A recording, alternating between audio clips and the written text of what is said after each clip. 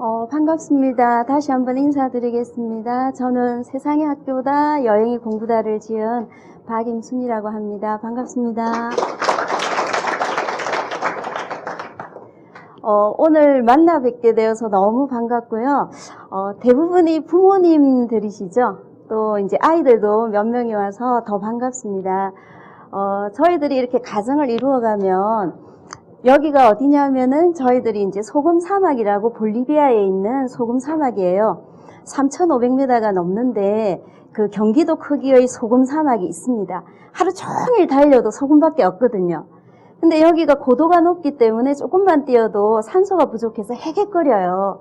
근데 이제 이곳에서 저희들이 가족이 하나 둘 셋 해가지고 이렇게 뛰었는데 이 장면을 만들기 위해서 저희들이 20번을 뛰었습니다. 특히 다리가 짧은 제가 제일 힘들었고요. 근데 그 20번을 힘들게 뛰었지만은 가족이 이 장면을 만들고 나서 너무 기뻐가지고 정말 얼싸안으면서 좋아했던 기억이 있습니다. 그 가족이 5명이지만 같은 자세로 뛴다는 게 참 쉽지는 않은 일이었어요. 그렇지만은 같은 포즈가 나왔을 때 정말 큰 기쁨이 있었듯이 오늘 여러분에게도 저와 함께 하시면서 그런 큰 기쁨이 있었으면 하는 마음입니다. 그래서 오늘 제목을 내 아이를 위한 글로벌 명품 교육 이렇게 제가 만들어 봤고요. 저는 가정과 교육 세움터에서 대표로 일하고 있습니다. 저희들 명품 좋아하지요? 얼마 전에 인천공항에 루이비통 그 명품 면세점이 들어섰다고 하더라고요. 그러면서 신문에 나기를 우리나라가 세계에서 4대 명품 국가가 되었다고 합니다. 그 부분이 좋은 일인지 안 좋은 일인지 모르겠는데 명품을 왜 좋아하십니까? 안 좋아하세요? 보통 사람은 그럼 명품을 왜 좋아할까요? 네, 정답이 없지요. 마음껏 말씀하십시오. 네, 멋있어서. 네? 아, 희소 가치가 있어서요. 예. 또 어떤 부분이 있을까요? 네. 아, 허세. 예, 그래서 우리나라에 그 명품이 팔릴 때 저는 또 하나의 이유가 있다고 봅니다. 가격이 비싸서. 그 부분도 있다고 보는데 사실은 보통의 경우에 명품이라 하면 세월이 지나도 변하지 않는 가치가 있는 걸 명품이라고 얘기하죠. 또 세월이 지날수록 더 높은 가치를 유지하는 게 명품이라고 얘기를 합니다. 그런 의미에서 자녀 교육에는 그런 명품이 없을까? 정말 우리가 생각하는 가격이 높기 때문에 성공하기 때문에 그런 부분들이 아니라 내 아이를 위한 정말 명품 교육은 없을까 하는 고민들을 하면서 제가 저희 여행을 돌아보게 되었습니다. 그러한 부분들에 대해서 나누도록 하겠습니다. 여기가 어디냐면은 여기 보면 듀운 45. 어제 저녁에 제가 발음 연습한다고 밤을 새웠습니다. 듀운 45입니다. 예, 이 사막은 나미비아에 있는 붉은 사막이라고 하는데 그 모래에 철이 섞여가지고요. 그 철이 산화되면서 붉은색을 띱니다. 근데 이것을 가려면은 그냥 9시 정도만 돼도 너무 뜨거워가지고 사람이 견디지를 못해요. 그런 곳이기 때문에 여기에서 가장 중요한 곳은 표지판입니다. 실제 표지판을 보지 않고 가면 그 안에서 죽어도 찾을 수가 없는 곳이에요. 이 사막에서 표지판이 중요하듯이 저희들이 자녀를 키우는데도 어떤 방향이 중요하지 않을까 그런 부분들을 생각을 해보면서요. 여기가 어디냐면 왈스베이라는 곳인데 저희들이 나미비아에서 신기한 곳을 봤습니다. 사막이 끝없이 사막인데 그 사막 바로 옆에 바다가 있는 거예요. 근데 이 왈스베이를 찾아가기 위해서도 역시 하루 종일 차를 타고 갔는데 이 표지판이 없었으면 저희들이 도저히 찾을 수 없는 부분이죠. 많은 인생이나 자녀 교육에서 정해진 어떤 정확한 진리라는 건 없다고 봅니다. 그렇지만은 저희들이 모두 시간이 지나도 그것만은 지켜야 돼 하는 그런 표지판 역할을 할 수 있는 게 뭘까 함께 나눠보기를 바랍니다. 지금 여기 아이도 몇 명 오고 하셨는데 또 어르신도 계시고 한데 여러분들의 그 자녀를 키우시면서 우리 애만 보면 희망이 넘쳐. 아이만 보면 내가 힘이 쏟아. 그런 마음이 드십니까? 안 그럴 때도 계세요? 예. 그 다음에 여러분 가정을 보면 남편을 봐도 빵긋 행복하고 아니면 아이들만 봐도 빵긋 행복하고 그러십니까? 왠지 씁쓸한 웃음을 지으시고 아이들은 역시 정직한 것 같아요. 아이가 막 고개를 흔드네요. 그런 부분들을 볼 때 저희 가정들이 많은 그런 부분들에서 아쉬움이 많죠. 그 다음 또 하나는 그러면 내일은 행복할까요? 이대로 살았을 때 1년 뒤에는 행복할까? 아니면 5년 뒤에는 행복할까? 5년 뒤쯤 내 아이는 정말 행복한 모습일까? 저희들이 여행을 떠나게 된 게 이 질문이었습니다. 솔직히 말씀드리면 이 세 가지 질문에 대해서 야, 너 아이 보면 지금 행복하냐? 제 답은 NO였습니다. 지금 그럼 가정이 행복해? NO! 그럼 내일은 행복할 것 같아? 아니요, NO. 이 세 가지에 대해서 다 NO가 나오는 순간에 참 고민이 많이 되더라고요.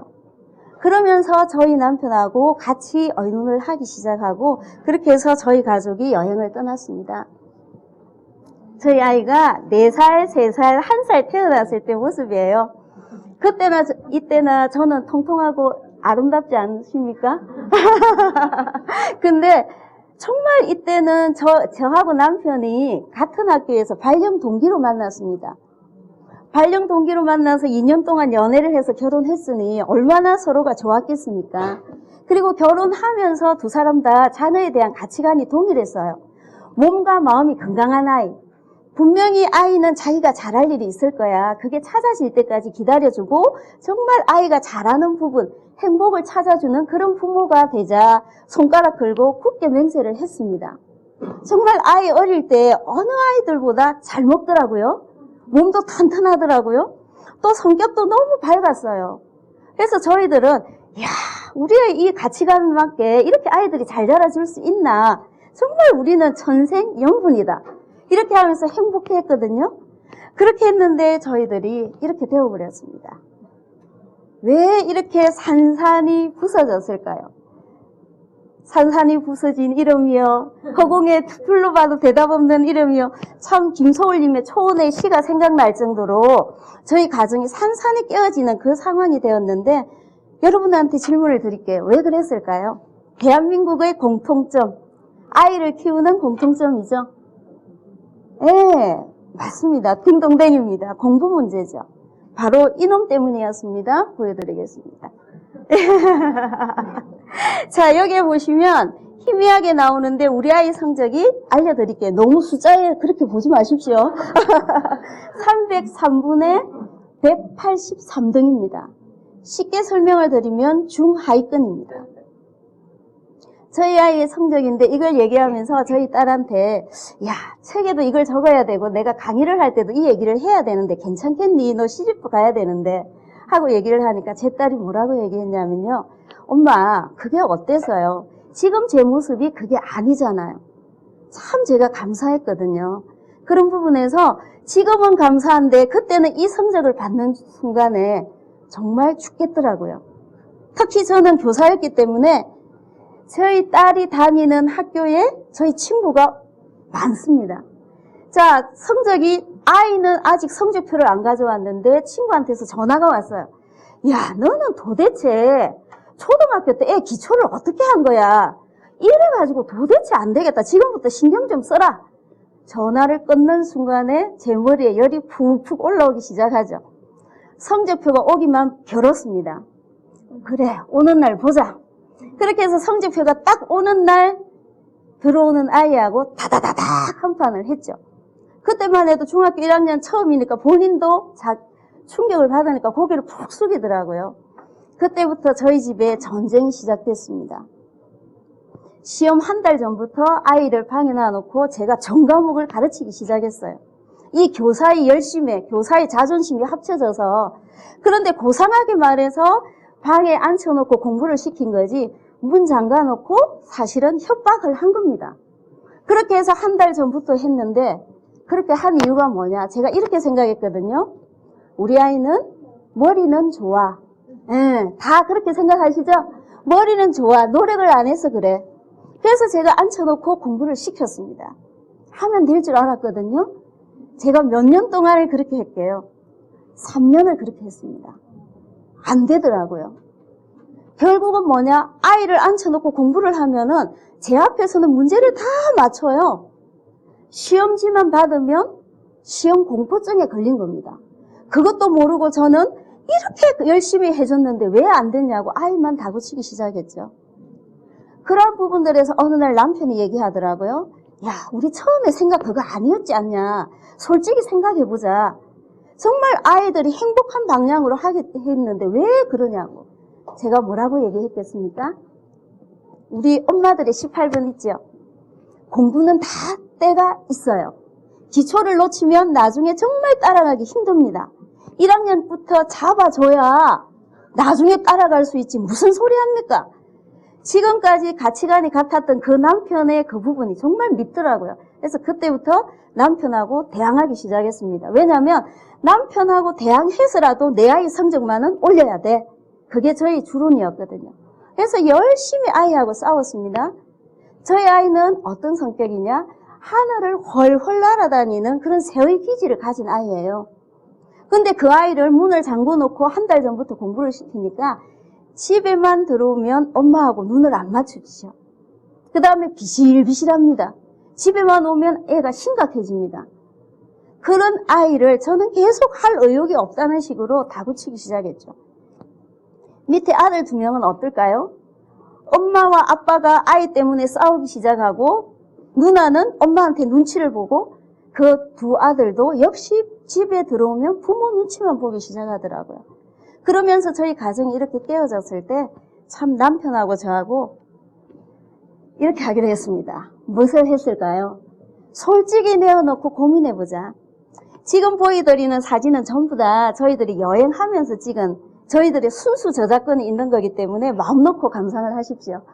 그렇게 해서 이렇게 고민을 하면서 보니까 아까 말씀드렸죠. 그 3가지 질문에 대해서 전부 다 노더라고요. 그 순간에 제가 참 가슴을 쓸어내렸습니다. 한 지붕 아래 5명이 사는데 가족이라는 이름으로 살아가는데 이상할 정도로 하숙생처럼 살더라고요. 각자 방으로 들어가면 끝이더라고요. 그렇게 하면서 고민을 하다가 1년 동안 남편하고 의견을 맞추기 시작했습니다. 남편하고 저하고 의견이 달랐을 때는 아이들은 참 빠르더라고요.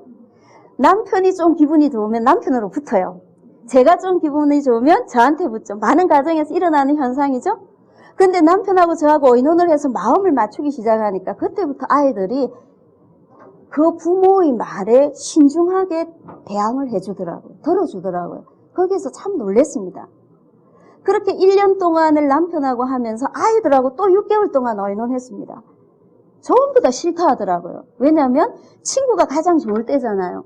안 그래도 싫은 부모 또 같이 있자고 하니까 정말 아무도 찬성을 안 했습니다. 그래 하면서 6개월 동안 가족회의를 해서 저희 아이가 중1, 중3, 고2를 마치고 5명이 배낭을 싸고 그렇게 떠나가게 되었는데 이게 저희들 떠날 때의 모습입니다. 상당히 풋풋하죠.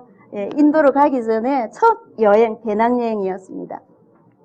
이렇게 길을 나섰습니다. 정말 한 번도 가보지 않은 길을 나섰는데요. 비행기를 타고 갔습니다. 자, 이렇게 럭셔리한 크루즈를 타고 가면 얼마나 좋았을까요? 저의 소망이었습니다. 근데 도저히 5명이 가는데 이거는 안 되더라고요. 이렇게 배낭을 메고 갔습니다. 이 배낭을 메고 1년 6개월을 다니면서 저희들이 여행을 하게 되었고요. 이거는 저희들이 다닐 때의 배낭인데 앞에 하나 메고 뒤에 하나 메고 옆에 하나 메고 그래서 아이들은 거의 20kg죠. 저는 뭐냐면 요 밑에 있는 빨간 거 요거 하나입니다. 그런데도 저는 힘들어가고 헤헷거렸습니다. 제가 다짐을 했죠. 그래, 내가 따라가는 것만 해도 대단한 엄마야. 이렇게 했지만 정말 힘들더라고요. 근데 그 과정이 정말 힘들었지만 저희에게는 돌아볼 수 없는 이 세상에 태어나서 가장 큰 축복을 받았다고 생각을 합니다. 저희 여행 다닐 때 짐이거든요. 1년 6개월 동안 저희를 살아있게 해준 짐인데 밥솥입니다. 예, 그 다음에 양은 냄비는 LA에서 한국인 마트에 가서 샀습니다. 너무 반갑더라고요. 빨리 끓잖아요. 그래서 텐트에다가 밥그릇에다가 이것만 있는데도 신기할 정도로 1년 6개월이 사라지더라고요. 한국에 돌아오니까 또 짐이 많은데 참 그러한 부분들에서도 생각할 게 참 많죠, 저희들이. 저희 여행의 개요를 말씀드리면 연속 배낭여행으로 2008년 4월 1일에서 이제 4월 26일까지 인도 네팔을 갔습니다. 연습여행을 간 이유는 한 번도 배낭으로 여행 가본 적이 없거든요. 그래서 인도에서 여행을 성공하면 어디를 가도 된다고 하더라고요. 역시 도착하니까 숙소에 도착하니까 불을 끄는 순간 바퀴벌레가 달라들더라고요. 그래서 제가 인도에서는 항상 불을 켜고 잤습니다. 카레가 첫날은 매력적인데 둘째 날부터는 토할 것 같더라고요. 그런 부분들이었지만은 정말 한 달 동안 저희들이 인도 네팔 여행을 잘 하고 돌아왔습니다.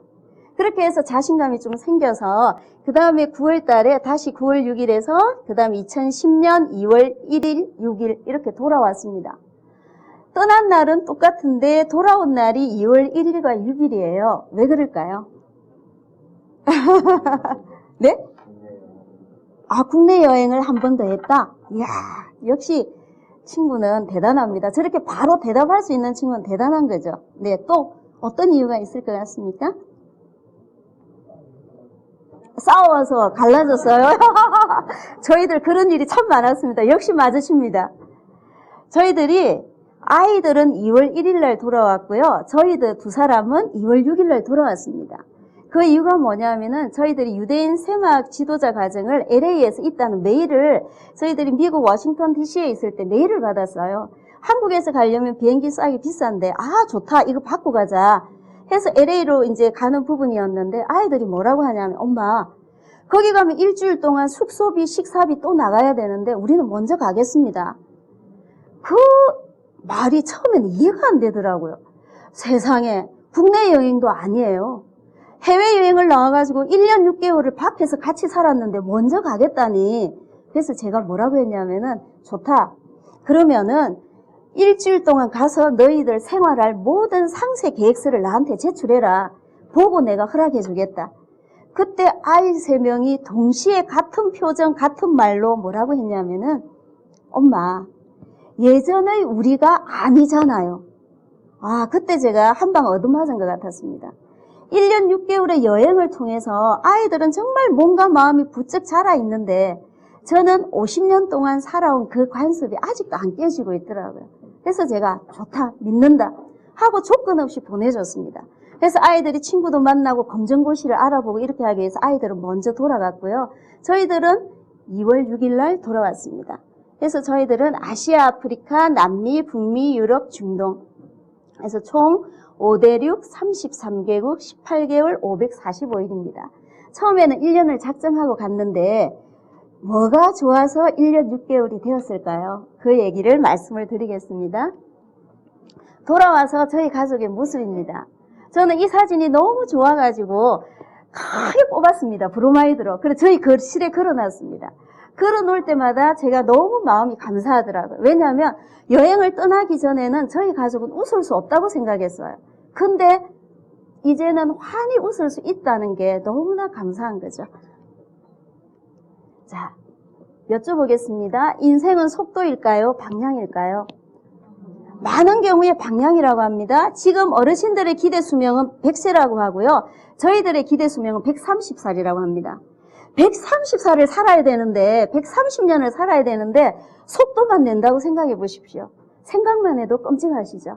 참 방향이 중요하다는 거 저희들 알고 있습니다. 교육은 속도일까요? 방향일까요?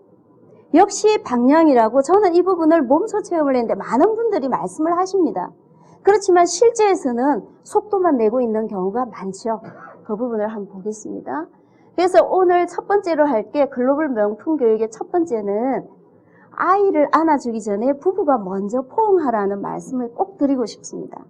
지금 부부가 오신 분도 있고 아니신 분도 있을 건데 지금 여기에서 포옹을 하실 수는 없으시겠죠. 마주 보시고 한번 칭찬을 해보십시오. 야, 피부가 정말 좋으십니다. 오늘 너무 멋지십니다. 너무 반갑습니다. 잘 오셨습니다. 그렇게 한번 마주 보시고 세 분이 계시면 서로 돌아가면서 칭찬을 한번 해봐 주십시오.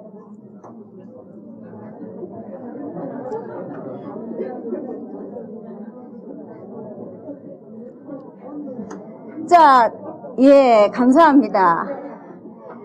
그래도 여자분들은 막 웃으시면서 하는데 남자분들 좀 쑥스러우신가 봐요. 고개는 팍 갔다가 바로 돌아오시는데 이런 부분이지만은 포옹은 아니지만 우리가 이런 말들을 서로 나눴을 때 어떤 마음이 드세요? 마음이 따뜻해지죠? 아이들의 마음이 바로 이겁니다. 아이들은 부모가 서로 싸우면서까지 내 편을 들어주면 좋아할 것 같지만 그때 아이들은 불안해합니다. 아, 우리 엄마 아빠가 나 때문에 싸우네? 나는 문제야. 우리 집에서 내가 있어서는 안 되나 봐. 그 순간에 아이들의 자존감이 내려가는데 저는 그걸 몰랐습니다. 그래서 남편하고 열심히 싸웠습니다. 아이를 위해서. 근데 그 순간에 아이는 너무 힘들어했더라고요. 그래서 부부가 한 마음이 되라는 거는 한부모 가정이든 다 계시는 가정이든 간에 한 마음이 될 때 일관된 태도로 자녀를 양육할 수 있다는 겁니다. 이런 부분에서 부부가 자녀를 안기 전에 먼저 포옹하는 것은 저는 너무나 중요하다고 생각합니다. 이 사진을 한번 보십시오. 이 부분이 지금은 멈춰진 상황이라서 그런데 자, 여기 저희 남편인데요. 여러분이 추측을 해보십시오. 저희 남편이 지금 기분이 엄청 좋은 상황 같습니까? 아니라고 보이십니까? 왜 그런가요? 어깨를 꾸부정하게 해서 예, 맞습니다.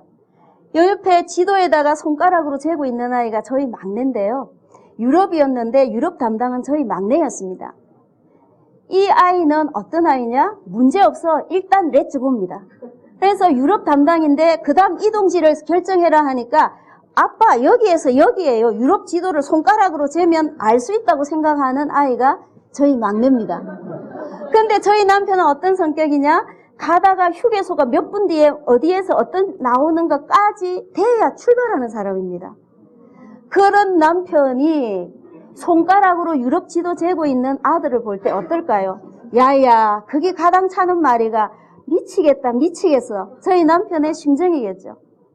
저희 둘째는 뭐냐 하면은 저기 카메라 발을 들고 있는데 아이고 아빠하고 또 싸우기 시작하네. 에라 모르겠다. 발이나 보자. 저희 첫째는 뭐 하고 있습니까? 먼 산만 바라보고 있습니다. 저는 뭐 했을까요? 너거는 싸워라. 나는 사진 찍는다. 뒤에서 찰칵 했습니다. 5명인데 이렇게 기질이 다르더라고요. 즉 부부가 서로 한마음이 되기 위해서는 다르다는 걸 인정해야 되는데요. 가족임에도 이 다르다는 걸 인정하는 게 참 쉽지가 않더라고요. 정말 다르다는 게 불편했습니다. 그래서 그 차두리가 간 때문이야 하는데 우리는 항상 여행하면서 너 때문이야 이러면서 싸웠습니다. 문제가 발생하면 너 때문이야로 처음에는 계속 싸움이 일어났습니다. 가족이라서 여행하면서 많은 분들이 야, 세계 일주 가족여행 정말 좋으시겠습니다. 제가 속으로 말했습니다. 네가 해봐라 좋은가. 그 마음이 들 정도로 정말 힘들고 싸울 때가 많았습니다. 그런데 저하고 남편이거든요. 참 웃고 있지만 울 때가 많았겠죠. 어떤 분이 그런 얘기 하더라고요. 참 부부가 다르게 만나잖아요. 그래서 나하고 달라서 참 뭔가 덕볼 게 많을 것 같아서 그 알을 택해가지고 부부로 연을 맺었더니 덕볼 거는 하나도 없고 싸울 것만 많다 하는 말씀을 하시는데 그 말씀이 참 맞은 것 같아요. 한번 보겠습니다. 전데요. 이집트에서 신기하게 저는 과일을 좋아하는데 저희 아이들이 홍시를 사왔더라고요. 이 하나에 저는 그냥 전 세계를 다 얻은 듯한 행복을 누립니다. 내일 일은 난 몰라요. 오늘 행복하면 되는 그런 성격이거든요. 저희 남편 한번 볼까요? 아무리 피곤해도 모든 일지를 545일 동안 다 적었습니다. 그게 인간입니까? 그리고 경비를 10원 단위로 다 적었습니다. 이런 왕꼼꼼이와 내일 일은 난 몰라요 하는 저와 만났으니까 얼마나 원수 같을 때가 많았겠습니까?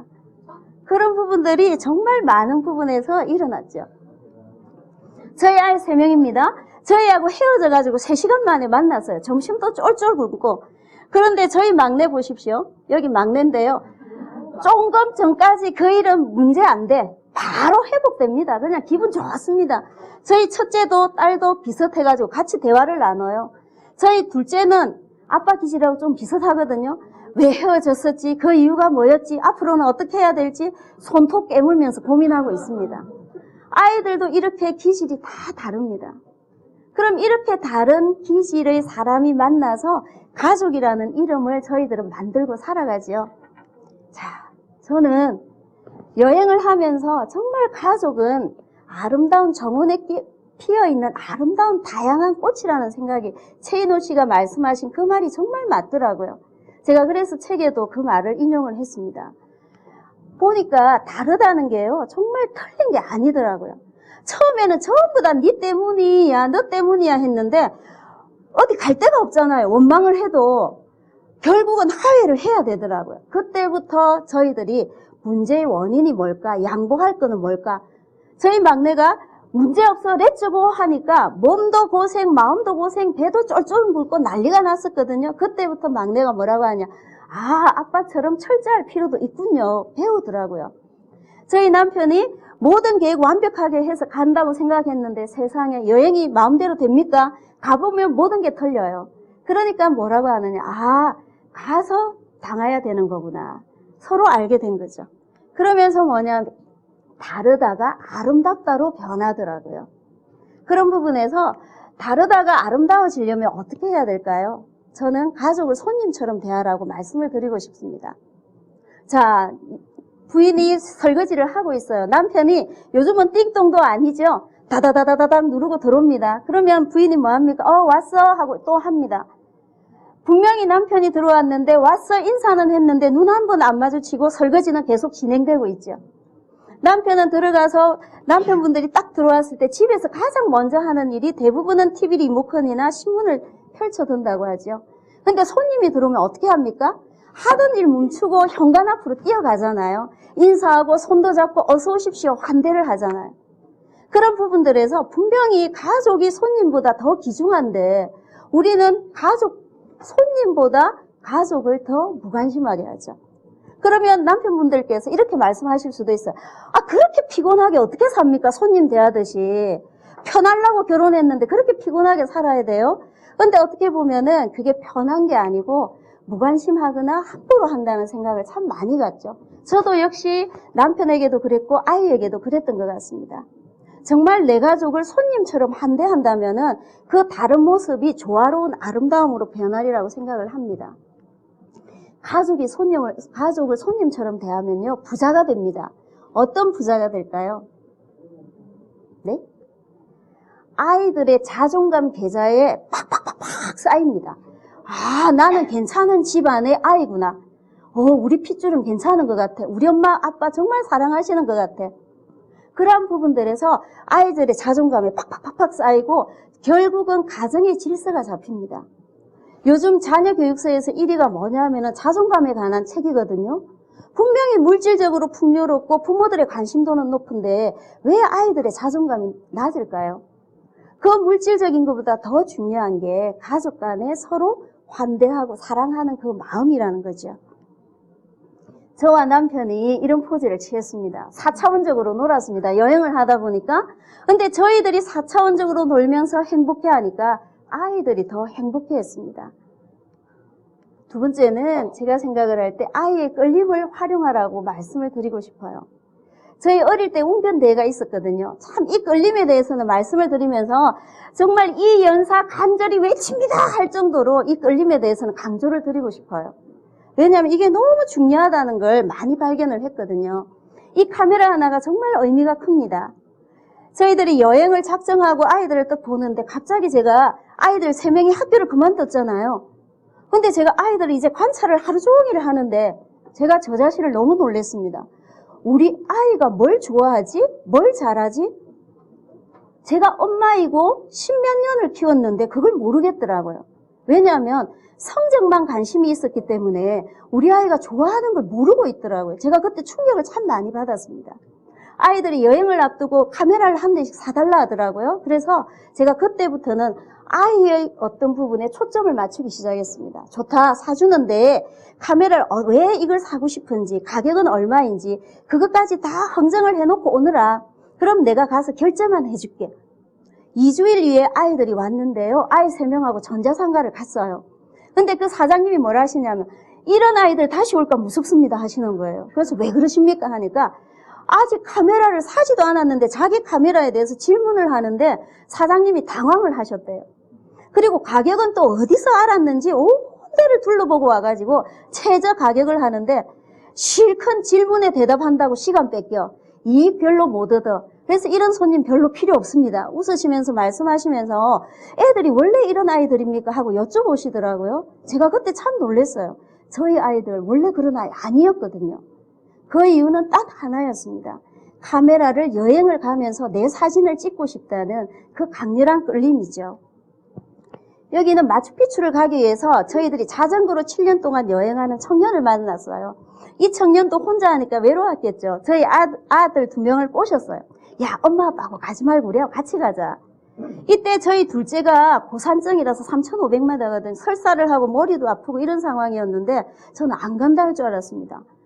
당장 따라 나서더니 중부시장에 가서 3만 원씩 주고 중부자전거를 샀습니다. 그 다음날 빠이빠이 하고 그냥 떠나버렸습니다. 저는 3박 4일 만나는 동안에 참 걱정을 했거든요. 저 고산증을 앓는 아이가 저 자전거를 타고 갈 수 있을까?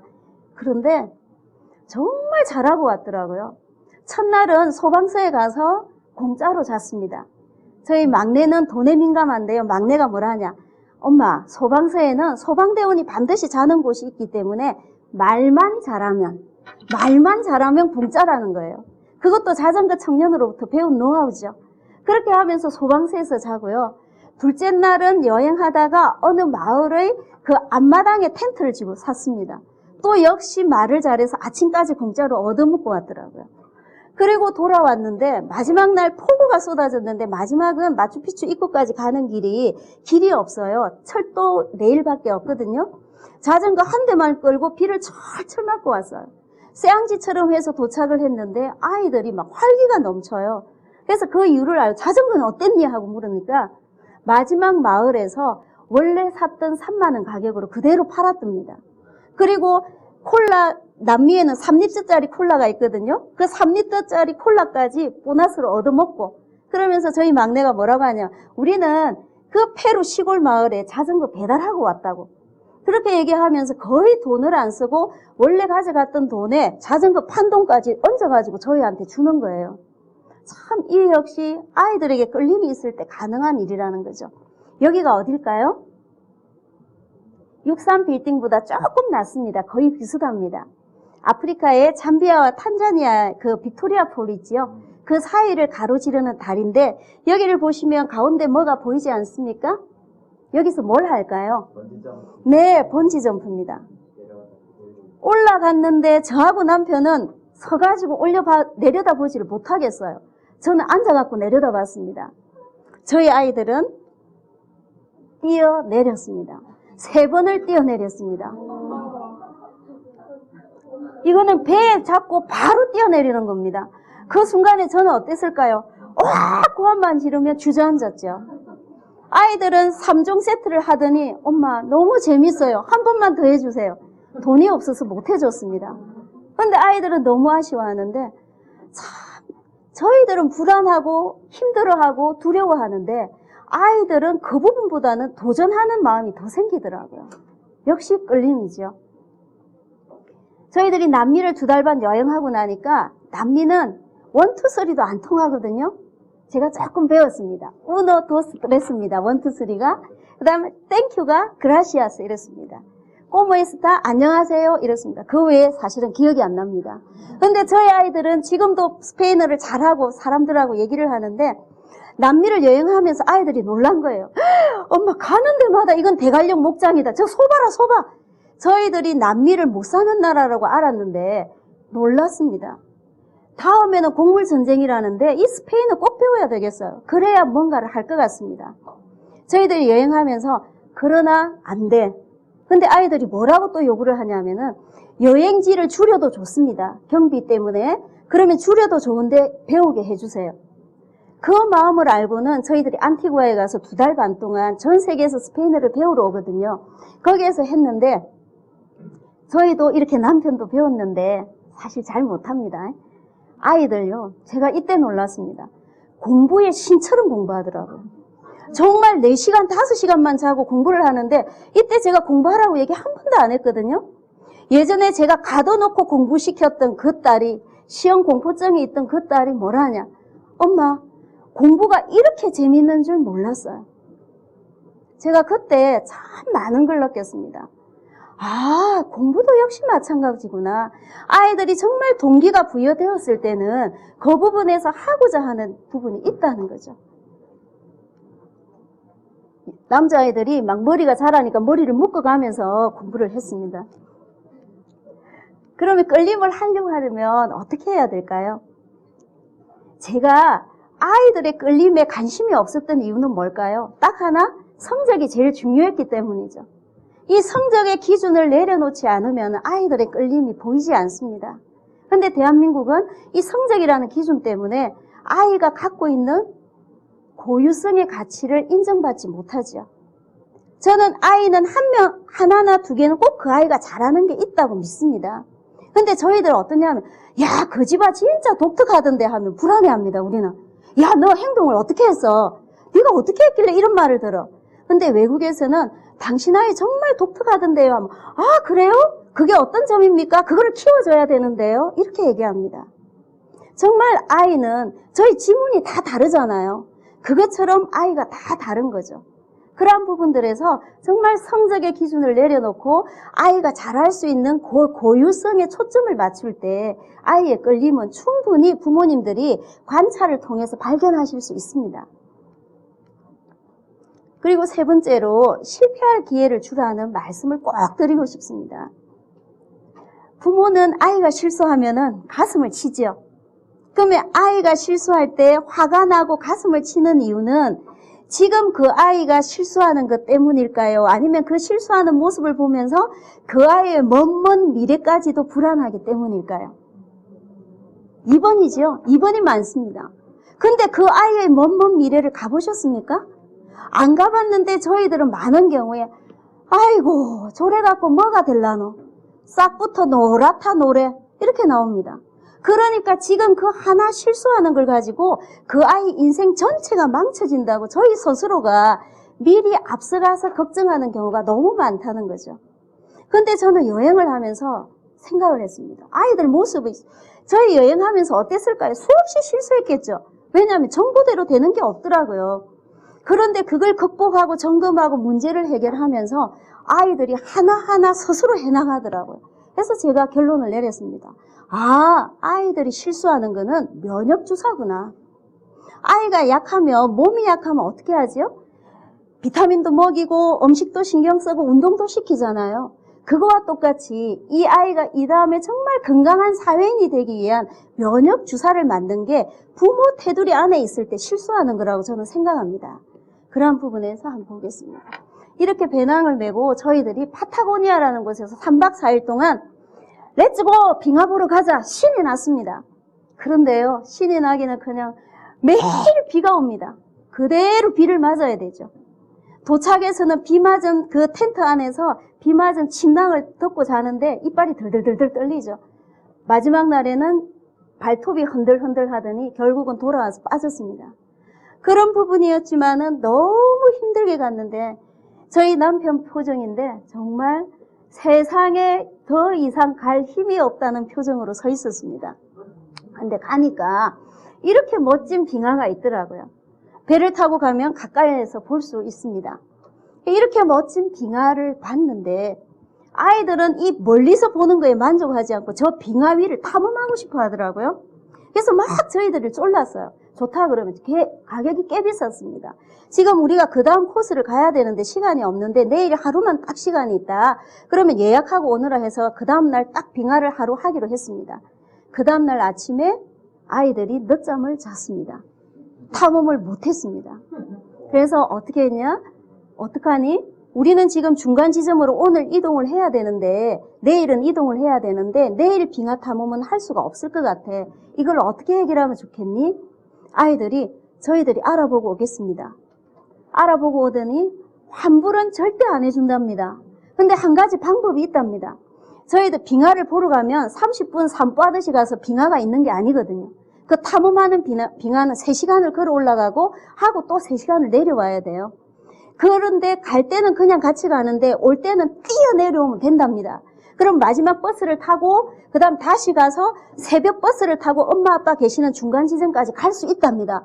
그 방법이 있으니까 저희들이 실수했으니까 저희들이 책임질게요. 이 돈이 얼마입니까? 그래서 저희들이 참 불안했습니다. 그 국경을 통과해서 나라를 2개 통과해서 중간 지점에서 만나야 되거든요. 근데 저희 남편하고 의논하면서 기회를 줘보자. 왜냐면 여행을 하면서 저희들이 많이, 아이들도 변했지만 저희들도 정말 많이 변했거든요. 그래서 막 여권도 나누고요, 짐도 나누고 막 하면서 막 했습니다.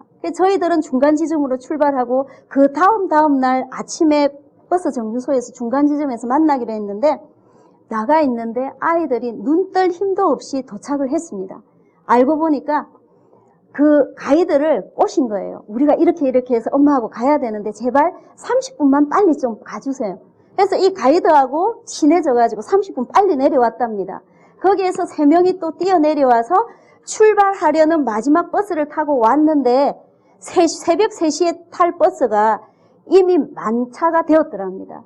그래서 10시부터 새벽 4시까지 버스 정류소에 부모도 없는 거기에서 배낭을 누가 훔쳐갈까봐 배낭을 끌어안고 새벽 4시까지 있다가 그 버스를 타고 중간 지점까지 온 거예요. 그런데 아이들이 왔을 때 그 표정이 다르더라고요. 자기들이 실수했지만 자기들이 다시 그러한 부분들에 책임을 지고 해결을 했다는 그 부분에서 아이들에게서 자부심이 흐르는 것을 제가 볼 수 있었습니다. 이렇게 빙하 위를 올라갔습니다. 이렇게 타고 올라가고요. 여기는 블랙홀이라고 빠지면은 빙하가 그 깊이가 예측을 할 수가 없죠. 빠지면 어떤 구조대도 찾을 수 없는 그런 곳도 가서 폰만 잡고 사진을 찍었답니다. 예. 그 다음에 실패할 기회를 주려면 그럼 어떻게 해야 될까요? 저는 제일 중요한 게 아이가 실수하면 아이는 태연한데 부모가 가슴을 치지요. 그게 아니고 부모는 태연하고 아이가 가슴을 쳐야 된다고 생각합니다. 그렇게 하려면 어떤 경우에도 아이에게 스스로 책임을 지게 하는 게 참 필요하다고 생각을 해요. 그럼 아이에게 책임을 지게 하려면 어떻게 해야 될까요? 그 하나의 실수로 인해서 아이 전체의 인생이 망쳐진다고 생각을 하면 부모 마음이 조급해지죠. 그러면은 부모가 빨리 가서 해결해 줄 수밖에 없습니다. 저도 정말 많은 경우에 그렇게 했거든요. 그것보다는 하나의 실수로 아까 말씀드린 것처럼 그 아이 전체가 망쳐지는 거 결코 아니었습니다. 그렇기 때문에 아이가 실수했을 때 요즘 저는 그럽니다. 우리 아이들이 뭐 때문에 이렇게 좀 고민하면 속으로 그래 면역주사 또 하나 맞았네 감사하다 이렇게 제가 생각을 하거든요. 그렇게 하니까 제가 여유가 있고 아이도 저도 평화롭고 아이는 더 긴장을 하고 스스로 하더라고요. 네 번째로 20년 후를 바라보는 안목을 일깨우라 하는 말씀을 꼭 드리고 싶습니다. 이 부분은 어떤 부분이냐면은 저희가 아프리카에 가서 원주민 마을에서 만난 아이들이에요. 정말 요만큼의 옥수수 가루로 하루를 사는데 그걸 못 먹는 아이는 다 익지 않은 망고 열매를 먹어서 이 사이가 전부 벌어져 있습니다. 망고의 그 뿌리 때문에. 이 아이의 절반이 에이즈를 안고 태어난 아이들도 있고요. 보시다시피 신발이 거의 없습니다. 여기는 볼리비아에서 저희들이 티티카카오라는 곳을 갔는데 그 호수에 자라는 풀을 계속 쌓아서 호수 위에 집을 짓고 사는 그런 사람들입니다. 우리나라에 70년, 60년 그런 생활을 하고 있죠. 저희들이 안티구아에서 스페인어 공부를 하다가 그 미국에서 오신 교민분들하고 봉사활동을 일주일 동안 하면서 과테말라 시골로 갔습니다. 거기에서 했는데 이 아이들이 줄을 선 게 전 마을 사람들이 막 다 모였어요. 수백 명이 모였는데 그렇게 많은 사람이 사는 줄 몰랐습니다. 왜냐하면 1년 내가도 의사 선생님을 만날 수가 없기 때문이죠. 이런 곳은 우리나라의 60년, 70년대의 상황하고 비슷했습니다. 여기는 어디일까요?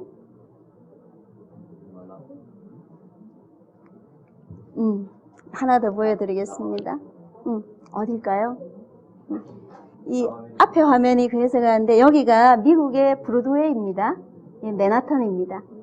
근데 여기를 보시면 어느 나라 계통의 사람이 있는지를 한번 보십시오. 자, 아시아 계통이 보이십니까? 저 왼쪽 끝에 보이죠? 네, 그리고 아프리카 계통도 보입니다. 유럽도 보이고요. 남미 계열도 보이고, 예, 서구인도 보이고 이렇습니다. 저희들이 맨하탄 거리에 신호를 받고 딱 서 있는데 신호가 확 바뀌어서 사람이 가는 순간 5대양 6대주의 그 사람들이 동시에 지나가는 거예요. 그래서 참 충격을 받으면서 한 카트를 탁 찍었습니다. 근데 한국을 돌아오니까 우리나라의 어느새 197개국 나라에서 사람들이 들어와 있습니다. 그러면 우리나라의 10년, 20년 뒤는 어떨까요? 역시 우리나라도 이런 모양이 될 수밖에 없죠. 즉, 저희들이 여행을 하면서 우리나라의 60년, 70년, 80년대의 모습도 봤지만 미국과 유럽을 보면서 우리나라의 20년, 30년 뒤의 모습도 보게 되었습니다. 아이들을 열심히 교육했는데 10년 뒤에 그게 필요가 없다면 얼마나 허망할 것 같습니까? 자, 이걸 상상할 수 있겠습니까? 이력서에 사진을 안 붙입니다. 이력서에 학력을 안 씁니다. 이력서에 남녀 성별을 안 씁니다. 단 뭐만 쓰느냐? 내가 무엇을 할 수 있다만 쭉 쓰게 합니다. 이런 이력서가 있다고 생각하십니까? 실제 미국에서는 성별과 나이를, 사진을 안 붙입니다. 뭐냐면은 자기가 할 수 있는 부분을 막 써내려가죠. 제가 이력서를 한번 낯간지러울 정도로 다 씁니다. 이 사람이 뭘 할 수 있는가, 그걸 보면 다 압니다.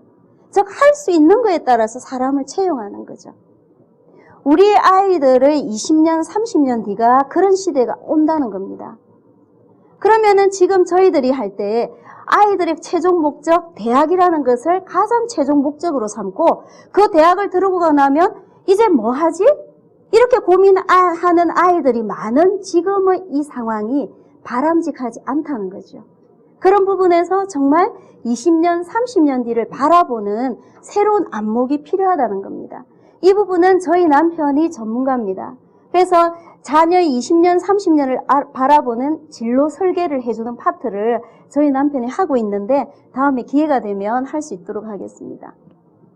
UN 본부에서 제가 찍은 사진인데요. 참 의미가 있다고 생각합니다. 지금은 다인종, 다문화, 다언어 사회입니다. 어디를 가도 우리 색깔만 가지고 살 수 있는 게 아니고 우리 언어만 가지고 살 수 있는 세상이 아니죠. 우리는 자동으로 앉아있어도 글로벌 될 수밖에 없는 시대에 살고 있습니다. 그렇기 때문에 제가 여행하면서 가장 많이 느낀 게 눈에 보이는 게 전부가 아니구나. 야, 내가 한국에서 그렇게 속도를 내서 갔는데 눈에 보이는 게 전부가 아니고 세상은 이렇게 빠른 속도로 변화하고 돌아가는구나. 그럼 뭘까? 우리 아이들에게 학벌이 아니고 실력이겠구나. 그 부분에서 참 많은 생각들을 하게 됐습니다.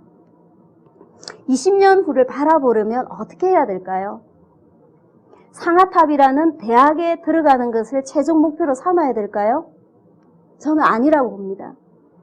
우리 아이들 경우는 통계 자료에 의하면 평생을 10번에서 14번의 직업을 바꿔야 된다고 합니다. 저희들은 어떨까요? 저희들은 서너 번의 직업을 바꿔야 될 세대입니다. 제가 몇 년 전에 일본을 갔을 때 충격을 받았습니다. 5년 전이었습니다. 아침에 동경에 나갔는데요. 지하철에 70살, 80살 되신 어르신이 가방을 들고 출근을 하셨습니다. 제가 관광지를 갔는데 90살 노인이 커피숍을 하셨어요. 그때 제가 참 충격을 받았습니다. 그게 우리나라에 곧 다가올 모습이고요. 저희들은 그래서 서너 번의 직업을 바꿔야 되고 저희 아이들은 10번에서 14번을 바꿔야 되는데 그러면 10번에서 14번을 바꿔가면서 살아가야 될 젊은이들에게 대학 들어가라. 엄마 시키는 대로 공부해서 가라 해서 그게 해결점이 아니라는 거죠.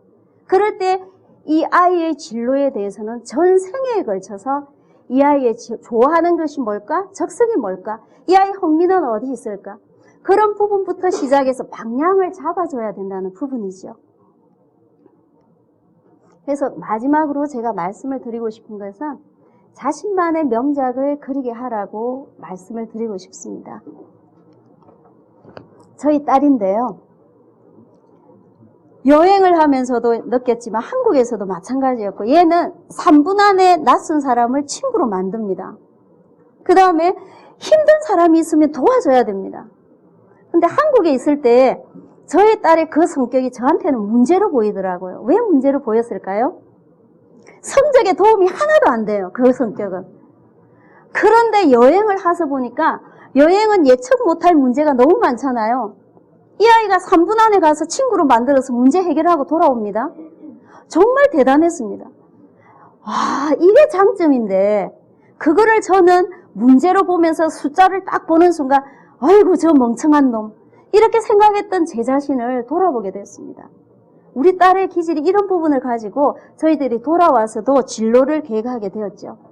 저희 둘째는 아까 손톱 물고 있던 아이 있죠. 쉽게 말하면 한국어로 치면 모범생입니다. 부모님, 선생님이 제일 좋아합니다. 시키는 대로 잘합니다. 그러나 주도성이 부족하죠. 이 아이는 한국에 있을 때 야, 너 뭘 잘하고 싶어? 너 뭘 하고 싶어? 엄마 묻지 마세요. 공부하기도 힘들어요.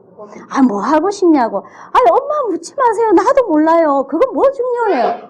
이렇게 하던 아이인데 여행을 하면서 미국에서 미국 담당이었거든요. 지도 없이, 아니, 내비게이션 없이, 지도 없으면 큰일 나죠. 내비게이션 없이 아빠 옆에서 이렇게 인로를 했는데 아빠 몇 분 뒤에 가면 휴게소가 하나 있습니다. 거기에서 돌아가면 뭐가 나오고요.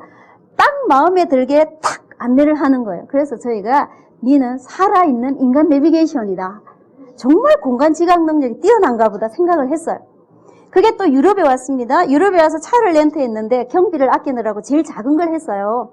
근데 이 짐을 텐트도 있지요, 밥솥도 있지요, 배낭도 있지요. 이 5명의 짐이 안 들어가는 겁니다. 저희 둘째는 딱 보더니 큰 짐 탁탁탁 배치하더니 그 사이에 작은 짐들을 넣어요. 5명이 다 해봤는데 4명도 안 됐습니다. 저희 둘째는 하더라고요. 그래서 저희들이 동시에 와, 대단한 공간 지각 능력. 아이가 그때부터 자기 부분에 대해서 발견하기 시작하더라고요. 그래서 한국에 돌아와서도 이 부분에 공부를 하기 시작했습니다. 저희 막내인데요. 돈에 민감합니다. 이 아이 어릴 때 만화 가게가 폐업을 하면은 막 싸게 주잖아요. 그러면 10권, 20권에 막 2,000원에 한 권에 200원씩 이렇게 사와요. 그래서 막 실컷 보고는 어느 날부터 만화책이 없어요. 그래서 만화책 어땠니? 친구한테 300원씩에 팔았어요. 어릴 때도 그랬습니다. 그랬는데 공부는 안 하고 쓸데없는 것만 한다. 제가 그랬거든요. 근데 여행을 하기 직전에 뭐라고 얘기하냐. 엄마, 우리 5명인데다 돈이 많이 들 건데 달러로 좀 바꿉시다 하더라고요. 야, 환율이 안정적인데 쓸데없는 소리 하지 마라. 네가 뭐 한다고. 여행 출발하면서부터 오르기 시작했습니다. 1,000원이었던 게요, 1,600까지 올라갔습니다. 우리 여행을 하면서 막내는 저희 2사람을 헐기기 시작하고요. 저희들은 스트레스를 팍팍 받았습니다. 처처하시는데 정말 비참했습니다. 3천만 원 손해봤습니다. 막내 말을 안 들어서요. 막내는 돌아와서도 이 분야의 부분에 CEO가 꿈입니다. 이 아이는. 저희 아이 3명인데 피라밋에서 하나, 둘, 셋 해서 뛰라 했는데 뛴 동작은 똑같은데 모양은 다 다르죠. 이걸 보고 제가 저희 둘째한테 야, 그렇게 발을 옆으로 하면 어쩌니? 틀렸다. 다시 뛰어. 맞습니까? 아니죠. 각자 자기 모양을 뛰는 게 가장 자연스러운 겁니다. 하나, 둘, 셋 해서 뛰지만 아이들은 다 자기의 색깔과 모양이 있다는 거죠. 아이들이 태어났을 때 그 사랑하는 마음으로 아이를 한번 들어가서 보십시오. 그 아이가 잘하는 색깔과 모양이 반드시 있습니다. 그것을 발견해 주는 게 부모의 역할이라고 생각을 하고요. 저희 막내가요, 이 피라미드를 이렇게 하더라고요. 이렇게 할 수 있었던 원리가 뭘까요? 하나의 크기가 250m, 100m, 1m 뭐 이렇게 크기라서 저의 키보다 더 큽니다. 그런데 이 부분을 멀리서 하니까 피라미드를 올리죠. 에이구, 이 가소롭다. 200 몇만 개가 들어있는 그 피라미드를 한 손에 내려다보면서 나는 이 피라미드도 손으로 만질 수 있어 하는 표정은 실제는 아니죠. 그죠? 속임수입니다. 그렇지만은 저는 이 사진이 참 중요하다고 생각합니다. 아이에게는 자기가 자기만의 명작을 그릴 수 있는 이런 힘이 다 있다고 생각합니다. 단 뭡니까? 부모의 욕심을 버리고 그 아이의 전 인생에 걸쳐서 될 수 있도록 부모가 조금은 여유 있게 멀리서 지켜봐주는 그 마음이 필요하다고 생각을 합니다. 자신의 명작을 그리게 하려면 어떻게 해야 될까요? 저는 감히 말씀드리는데 제가 교사였고 저희 남편도 교사였기 때문에 저희들은 여행하는 내내 뭐가 가장 많이 들어왔을까요? 교육에 관한 부분이 가장 많이 들어오죠. 그래서 자녀 교육의 패러다임을 바꿔야 되는 게 한국에서 정말 필요하다는 생각을 참 많이 하고 그래서 돌아와서 저희들이 하게 된 부분이 있습니다. 자녀 교육의 패러다임에서 교육 순서를 바꿔보자는 거죠. 여행을 하면서 한국에 30살, 40살 되는 청년을 만났어요. 많은 청년을 만났는데 한 청년이 이런 얘기를 했습니다. 제가 올해 35입니다. 그런데 처음으로 사춘기를 겪는 것 같습니다. 저는 정말 범생이었거든요. 엄마가 시키는 대로 했고 정말 서울대학 나왔습니다. 대기업 들어갔습니다. 근데 어느 날 문득 제가 제 모습을 보니까 이거 내가 원하는 거 아니었는데 하는 생각이 들어서 가방을 메고 나왔답니다. 그 어머니는 어떻게 했을까요? 그 청년이 제일 힘들어하는 게 어머니가 털어놓으신 거죠. 자기는 처음으로 자기 인생에 대해서 고민을 한다고 하더라고요. 지금 우리나라의 통계에 의하면 많은 청년들이 대학을 졸업하면서 내가 좋아하는 게 뭐지? 처음으로 고민한답니다. 그리고 회사에 들어가서 일을 하면서 많은 청년들이 처음으로 느끼는 게 이거 내가 원하는 거 아닌데 왜 이렇게 됐을까?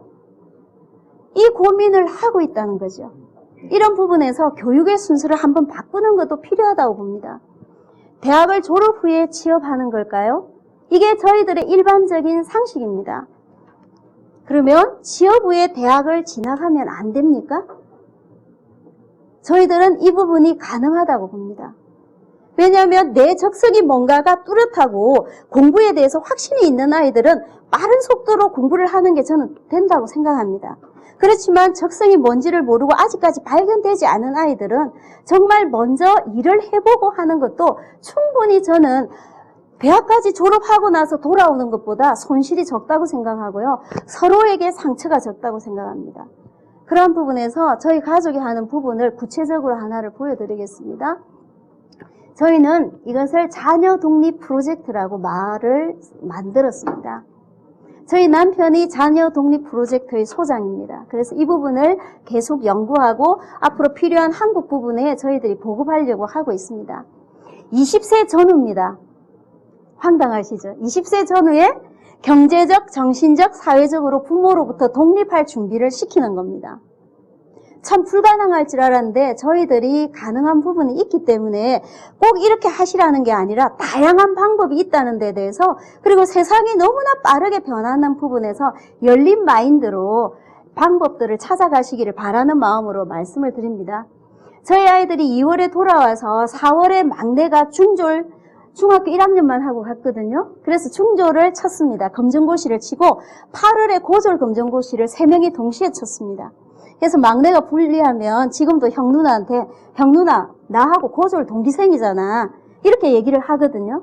그래서 3명이 고졸 그걸 하고 나서 저희들이 여행을 나갈 때는 그런 제도가 없었는데 돌아오니까 생겼더라고요. 노동부의 고용안전지원센터에서 뉴스타트라는 프로그램이 있는데 이거는 학교에 적을 두지 않거나 아니면 직장이 없는 청년들에 해당됩니다. 만 15세에서 29세까지 청년들에게 진로 적성 검사도 해주고 직업에 대한 배울 수 있는 200만 원씩 계좌 카드를 만들어줍니다. 그래서 이 제도가 생겨서 저희 아이들은 학교에 적이 없잖아요. 그래서 이제 막내가 딱 만 15세가 되었어요. 3명이 동시에 여기 가서 적성 검사부터 했는데 하고 돌아와서 아이들이 종이를 들고 오더니 놀라는 거예요. 엄마 아빠 우리가 여행 중에 발견한 그 적성하고 너무 똑같아요. 이럴 수가 있습니까? 똑같이 나온 거예요. 거기에서 저희들이 확신을 얻었죠. 아 이렇게 하면 되겠구나. 그래서 저희 아이들이 그 부분에 200만 원 카드를 가지고 그때부터 6개월 동안 자기 적성에 맞는 분야를 찾아서 자격증 시험을 공부하기 시작했습니다. 그래서 기술을 배우고 먼저 취업을 해보자. 저희 첫째 아이는 사람을 좋아하고요. 그 다음 남을 도와주기를 좋아하고 미용이 이런 외모에 관심이 많습니다. 그래서 병원 코디네이터와 피부 미용 관리사를 따고 자격을 따고 지금은 히트니스에서 아르바이트를 하면서 비만 관리를 공부하고 있습니다. 공부하다 보니까 사람 심리를 알아야겠다는 마음이 있으면서 이 아이가 심리를 공부하고 싶어 합니다. 그렇게 하면서 토탈 케어를 하고 싶어 하고 그러한 부분을 남미에 가서 사업을 하고 싶어 합니다. 그러한 부분에서 남미라는 나라에 대해서 가고자 하는 이제 두려움이 없는 거죠. 저희 둘째 같은 경우는 공간 지각 능력이 뛰어나다 했잖아요. 그 자격증으로 캐드와 맥스를 배우고 지금은 충주에 있는 폴리텍 대학입니다. 1년 과정은 국가에서 전액 다 해줍니다. 거기에 가서 이제 컴퓨터 응용 기계 설계를 공부하는데 이 아이는 아까 모범생이라서 주도성이었고 손톱 깨물고 있다 했잖아요. 요즘 손톱 안 깨뭅니다. 제가 너무 놀란 게 이번 방학 때 올라왔는데 엄마 공부가 진짜 재밌는 거 있죠. 50의 노력을 하는데 200의 성과가 나는 거예요. 왜냐하면 자기 적성에 맞는 일이니까요. 그러면서 네모를 보면 그 공간 D가 보인다고 합니다. 그러니까 다른 아이보다 거기 들어가서 그 공무원 시험 공부하다 온 아이도 있고 경찰대학 공부하다가 온 아이도 있고 한데 이 아이는 벌써 다른 아이보다 자격증을 4개를 지금 준비하고 있습니다. 2개는 이미 따고 2개를 준비하고 있는데 하나도 제가 간섭을 안 했거든요. 예전에는 제가 스케줄을 짜주면 그대로 했는데 지금은 자기 스스로 합니다. 즉 이 아이는 주도성이 없다고 생각했는데 자기의 적성을 발견하고 할 일을 찾고 나니까 아이에게 있던 주도성이 살아나더라고요. 저희 막내인데 돈에 관심이 많고 CEO가 되고 싶다고 했죠. 이 아이 최종 학력이 중1입니다. 그래서 자기는 CEO가 되고 싶어서 전산회계, 세무회계를 시험을 치는데 그 책을 가지고 공부를 하면서 머리를 지어박더라고요. 매입, 매출 뭐 나오니까 전부 한자어잖아요. 내가 미쳤지 이 공부를 왜 해? 저는 그 시험에 합격을 안 할 줄 알았습니다. 못 할 줄 알았습니다. 그런데 합격을 하더라고요. 가장 낮은 등급이지만. 왜냐? 아무리 어려워도 자기가 필요로 하고 관심이 있는 거는 하는 거예요. 사전을 찾아가면서 그 공부를 하기 시작했고 자격증을 땄습니다. 근데 자격증을 따고도 설마 취직이 되겠냐? 17이었거든요. 그때 17이면 고등학교 1학년 나이입니다. 하루는 이력서를 썼는지 저한테 메일로 보내왔더라고요. 엄마 이력서 좀 봐주세요. 저의 한국 최종 학력은 중학교 1학년입니다. 그러나 문제아는 아닙니다. 저는 가족과 이렇게 그 여행을 다녀왔고 저의 꿈은 CEO인데 그래서 이런 공부를 했고 여기에 가서 몇 년 동안 일을 해보고 싶습니다. 솔직히 처음에는 미숙할 겁니다. 그러나 미래의 인재를 키우신다 생각하고 저를 써주시면 정말 열심히 하겠습니다. 연락이 안 올 줄 알았는데 한 군데서 연락이 딱 왔습니다. 세상에 가서 그 팀장님하고 회계사님하고 3시간을 아이가 면담을 했대요. 3시간을 어른하고 어떤 얘기를 나눴는지 모르는데 그 부분에서 됐기 때문에 그 다음날 바로 출근을 했습니다. 그래서 저희들이 사실은 지금 18살이 되었는데요. 18살 고2 나이 막내 이름으로 된 의료보험증에 저희 가족 이름이 다 들어가 있습니다.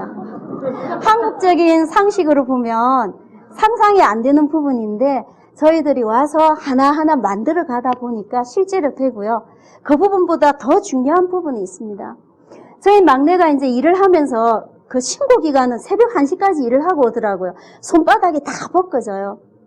그래 하면서 제가 너무 안쓰러워가지고 그러면 너무 힘들면 그만두고 공부하는 게 더 낫지 않니? 하니까 아이가 엄마 제가 선택을 했잖아요. 그리고 이 일을 하려면 적어도 1년은 해보고 2년은 해봐야 일이 어떻게 돌아가는지를 알기 때문에 일단은 그걸 하겠습니다. 그래서 진짜 짠돌입니다. 왜냐하면 이 부분 때문입니다. 일하고 돈 버는 게 정말 힘들구나. 그 다음에 내 실력이 정말 일을 해보니까 내 실력이 별로 없구나. 그래서 이 아이가 돈 한 푼도 안 주고 다 모으거든요. 왜냐하면 자기 공부할 돈이래요. 그래서 절대 안 줍니다. 절대 안 주고 다 모으고요. 그 다음에 그 돈을 1년, 2년 모아가지고 미국에 가서 이 아이는 CEO가 꿈이기 때문에 미국에 가서 공부할 그런 꿈을 가지고 있습니다. 그래서 대학은 일하면서 학사학위를 취득하는 부분인데요. 저희들이 지금 대학이라고 하면 저희들의 생각하는 상식은 가방을 들고요. 대학교 교문을 들어간다고 생각하는 게 대학의 어떤 이미지라고 생각합니다.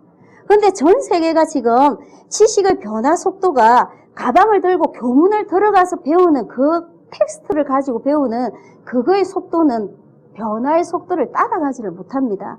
그래서 전 세계적으로 지금 많이 발전하는 게 독학사, 학점은행제, 사이버 대학 이런 부분들이 활성화되는 이유가 변화의 속도가 정보의 속도가 너무 빠르기 때문에 배움의 속도도 빨라져야 된다는 거죠.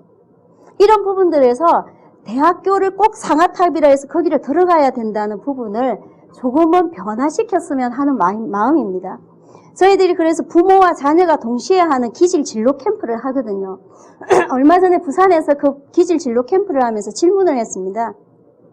이 중에서 대학을 안 가도 된다고 한 번이라도 생각해 본 사람 손 들어보세요. 학생들 했는데 한 명도 없었습니다.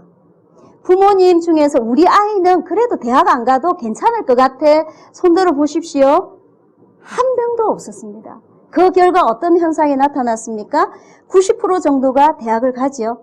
그 나머지 5% 정도는 군에 갑니다. 5% 정도는 다른 부분을 하죠. 그렇다면 거의 대부분이 대학을 가는데, 그래서 지금은 저희들이 대학 다닐 때와 이 지금 대학의 메리트가 다릅니다. 지금은 대학의 메리트가 고등학교 수준입니다. 그렇다면 뭐가 더 필요할까요? 속도가 중요하겠죠. 여기에서는 나머지 공부를 스스로 하는데 대학원에서 본격적인 공부를 할 수 있도록 대학은 빠른 속도로 하는 방법도 하나의 지혜라고 생각합니다. 그러한 부분에서 저희들은 자녀 독립 프로젝트가 결혼으로 마무리합니다. 그래서 35세, 40살이 되어도 지금 일본에서는 결혼 포기족이 늘어납니다. 청년들이. 근데 우리나라의 경우에도 지금은 그래도 희망이 있습니다. 결혼을 하고 싶어 해요. 근데 여건이 안 돼서 자꾸 늦춰지고 있습니다. 그러한 부분들이지만 저희들은 아이들을 자녀 독립 프로젝트로 해서 최소 25세, 최대 30세 전후로 해서 아이들을 결혼시키는 걸 목표로 삼고 하고 있습니다. 이러한 부분들에서 저희들 혼자 지금 하고 있기 때문에 많이 미숙한 점도 있지만 이 부분을 저희들이 계속 자녀 독립 프로젝트 연구소를 만들어서 앞으로 할 겁니다. 왜냐하면 이 부분에서 힘을 같이 합쳐서 해야 한국의 가정과 교육이 변한다고 저는 생각을 합니다. 자녀에게 희망이 보이십니까?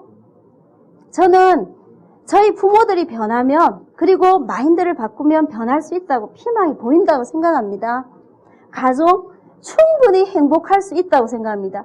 나가보십시오. 우리 한국만큼 뛰어난 민족이 없고요. 열심이고 성실한 사람이 없어요. 아프리카에서 제가 너무나 우리나라 지도가 우리나라에서 보면 가운데 있죠. 아프리카에 가면 오른쪽 귀퉁이에 있는데 반으로 잘려있고 찾기가 힘듭니다. 근데 제가 그 지도를 보고 눈물이 났습니다. 저 오른쪽 귀퉁이에 있는 작은 나라가, 반으로 잘려진 저 나라가 전 세계를 가는데 어디서 왔어요? 코리아 하니까 코리아! 와, 나 코리아 가고 싶어. 전부 부러워하더라고요. 그 힘이 무엇이었겠습니까? 교육이었습니다. 우리 부모님들이 모든 것 포기하고 자식을 위해서 교육한 그 힘이었거든요. 근데 지금은 무조건 열정을 쏟는 교육이 중요한 게 아니라 교육을 다시 쇄신하고 정화하는 부분이 저는 필요하다고 생각합니다. 그런 부분에서 정말 저희들의 내일이 행복할까요? 저는 충분히 행복할 수 있다고 생각합니다. 이런 부분에서 정말 행복한 내일을 위해서 저희들이 지혜를 모아야 되고 같이 마음을 합치고 고민을 해야 된다고 생각을 합니다. 부부가 먼저 포옹하기를 원합니다. 아이의 끌림을 충분히 활용할 수 있도록 해주십시오. 실패할 기회는 충분히 주십시오. 왜 그렇습니까? 면역주사를 맞는 거잖아요. 20년 후를 바라보는, 그 아이가 20년 뒤에 정말 갔을 때 이거였구나, 내가 정말 이 길을 오기를 잘했어 하는 그 안목을 스스로 가져야 된다고 생각합니다. 그리고 아이가 자신만의 명작을 그릴 수 있도록 저희들이 도와줘야 된다는 생각을 해봅니다. 듄 45, 제가 이 발음 연습한다고 설쳤다 했죠. 듄 45입니다. 이 길을 갈 때 표지판이 없으니까 힘들었는데 표지판을 따라가니까 이 유명한 곳을 너무 쉽게 저희들 찾아갔거든요. 이렇게 올라가는데 30분이 걸렸습니다. 너무 보기에는 쉬워 보이지만 푹푹 발이 빠집니다. 그래서 올라가니까 이렇게 멋진 붉은 사막을 볼 수 있었습니다. 저희들이 자녀 교육을 하는 데 있어서도 정말 어떤 방향을 정하는 것이 이렇게 아이들의 멋진 인생을 만들어가는, 저는 밑거름이 된다고 생각을 합니다. 그래서 저희가 남편과 제가 한국에 돌아와서 우리 아이들의 자녀 독립 프로젝트를 하면서 저희들이 1년 6개월을 여행을 하다 보니까 저희들이 교사이기 때문에 한국의 교육에 대해서 객관적으로 보이더라고요. 그러면서 저희들이 돌아와서 어떤 부분을 해야 될까 참 많이 고민을 하면서 준비를 했습니다. 그래서 가정과 교육 세움틀을 세우게 됐고요. 새로 하는 게 교육 희망 프로젝트입니다. 첫 번째, 저를 보니까 그렇더라고요. 한국의 가정은 사실은 교육부 장관보다 옆집 아줌마가 더 무섭잖아요. 왜? 그 옆집 아줌마 말 듣고 오면 엄마들이 뒤집힙니다. 제가 그랬거든요. 그래서 한국의 부모가 바뀌어야 한국의 가정과 교육이 바뀐다. 그래서 저는 돌아와서 부모 교육을 공부하기 시작했고 지금 많은 곳에서 부모 교육 강사로 부모 교육을 하고 있습니다. 그 다음에 저희 가정이 다니다 보니까 요즘 저희들이 지금 가정을 찾아가서 하는 상담을 어제도 가서 했는데 이 아이도 초등학교 때까지 부모가 억눌러서 공부를 시킨 거예요. 그런데 이 아이가 언제 폭발합니까? 쫙 내려가 있다가 팍 청소년 되면 폭발을 하죠. 부모가 그때는 감당을 못합니다. 이러한 부분들이 왜 그럴까? 회복할 수 있는 방법도 되고 아이가 어릴 때는 예방할 수 있는 방법도 됩니다. 그래서 저희 남편이 기질, 적성, 아이들 진로 부분을 돌아와서 저희들이 공부하면서 정말 가정을 찾아가서 하는 기질 진로 캠프도 있고 그 부분도 있고요. 아이들과 부모가 함께하는, 왜 부모를 반드시 함께 하도록 하냐면 아이만 해도 안 되더라고요. 부모만 해도 안 되더라고요. 저희들이 아이와 부모를 함께 하니까 그 다음부터 아이와 부모가 자기들의 기질에 대해서 얘기하고 적성에 대해서 얘기하면서 부모가 아이와 함께 진로에 대해서 같이 대화가 통하는 그런 부분들이 되었습니다. 그래서 기질 적성에 맞는 진로 프로그램을 하고 있고요. 그 다음에 자녀와 부모의 관계를 회복하는 부분에 그러한 부분들의 프로그램을 저희가 진행하고 있습니다. 그리고 자녀 독립 프로젝트를 지금은 저희 아이들만 하고 있지만 이 부분이 어느 정도 가닥이 잡히면 저희들이 책을 낼 예정입니다. 그렇게 하면서 그 다음에 원하는 아이들이 있을 때 그 자녀 독립 프로젝트로 구체적으로 아이들을 키울 예정입니다. 제가 쓴 세상의 학교다 여행이 공부다인데요. 제가 막 정말 글을 열심히 잘 써서 이 책을 썼다면은 그만큼 감동은 없었을 거예요. 근데 제 생에 태어나서 처음으로 만들어 본 책입니다. 근데 소망이 생기더라고요. 뭐였냐면은 제가 정말 아이 문제 때문에 고민이 많았던 엄마였기 때문에 제가 이 책을 쓰면서 제가 교사여서 어려운 단어에 막 익숙해가지고 저희 막내한테 처음 읽혔어요. 그래서 엄마 이게 무슨 뜻이에요? 하는 건 다 쉬운 단어로 일부러 고쳤습니다. 그렇게 한 이유가 이런 소망이었습니다. 엄마가 보고 아빠에게 권하고 아빠가 보고 아이들이 봐서 이 책을 통해서 가족이 대화가 되기를 바라는 마음으로 제가 이 책을 썼거든요. 책이 출간된 첫날 킥으로 출판사에서 저한테 보내주셨는데 제가 이 책을 안고 수능 이후로 처음으로 밤을 꼴딱 새웠습니다. 너무 감동스럽더라고요. 근데 어떤 분이 한 분이 그 말씀을 하셨는데 처음에는 너무 재미있게 읽다가 마지막 장을 넘기는 순간 새로운 고민을 하게 되었다. 저는 그 말씀을 듣고 희망이 쏟더라고요. 아, 이렇게 다시 고민을 되는구나. 고민이라는 것은 정말 새로운 희망이라고 생각합니다. 그 고민 속에서 새로운 것들이 만들어진다고 생각을 하고요. 그래서 이러한 부분들에서 정말 이 책을 통해서 저희 가정과 교육 세움터를 통해서 한국의 가정과 교육이 새로 세워지는 일에 저희들이 힘을 다해서 해보고 싶습니다. 그래서 앞에 나가시면 가정과 교육 세움터에 대한 안내도 있고요. 그 다음에 메일 주소와 성함을 적어주시면 저희들이 지역별로 부모 교육이나 기질 진로 캠프를 할 경우가 많이 있습니다. 그래서 가까이 있는 곳에 저희들이 메일을 안내를 해드리거든요. 그렇게 했을 때 필요하실 때는 저는 정말 자신 있게 말씀을 드립니다. 아이 학원 보내기 전에 부모 먼저 배우라고 말씀을 드리고 싶어요. 지금은 정말 부모가 제 교육을 받아야 될 시대라고 말씀을 드리고 싶습니다. 그래서 더 많은 소통을 위해서 저희가 세운 가정과 교육 세움터에 들어오시면 많은 교육 프로그램들에 대한 정보가 있고요. 저희 여행에 대한 거는 다음 카페에 세마 홈스쿨이라고 있습니다. 저희 꼼꼼이 아저씨가 경비까지 다 올려져 있습니다. 여행에 대해서 경비를 가장 궁금해 하시더라고요. 그 다음에 어떤 일이 있었고 하는 일기가 다 들어있는데 재미는 없습니다. 하나하나 싹 다 들어있는 그러한 내용들의 정보들이 있고 또 여행에 대해서 궁금하신 것도 언제든지 저희들이 도와드릴 수 있기 때문에 그러한 부분들을 했으면 좋겠고요. 저는 지금 오늘 이런 모임이 너무나 소중하다고 생각합니다. 왜냐하면은 저희들이 이 마인드를 모아서 어떤 한국 교육과 가정의 새로운 물꼬를 트고 회복시키는데 건강한 가정과 행복한 가정을 만드는데 같이 힘을 합치는 그런 저희들이 같은 마음으로 정말 합쳐지는 그런 공간이 되기를 간절히 바라면서 제 강의를 오늘 마치겠습니다. 감사합니다.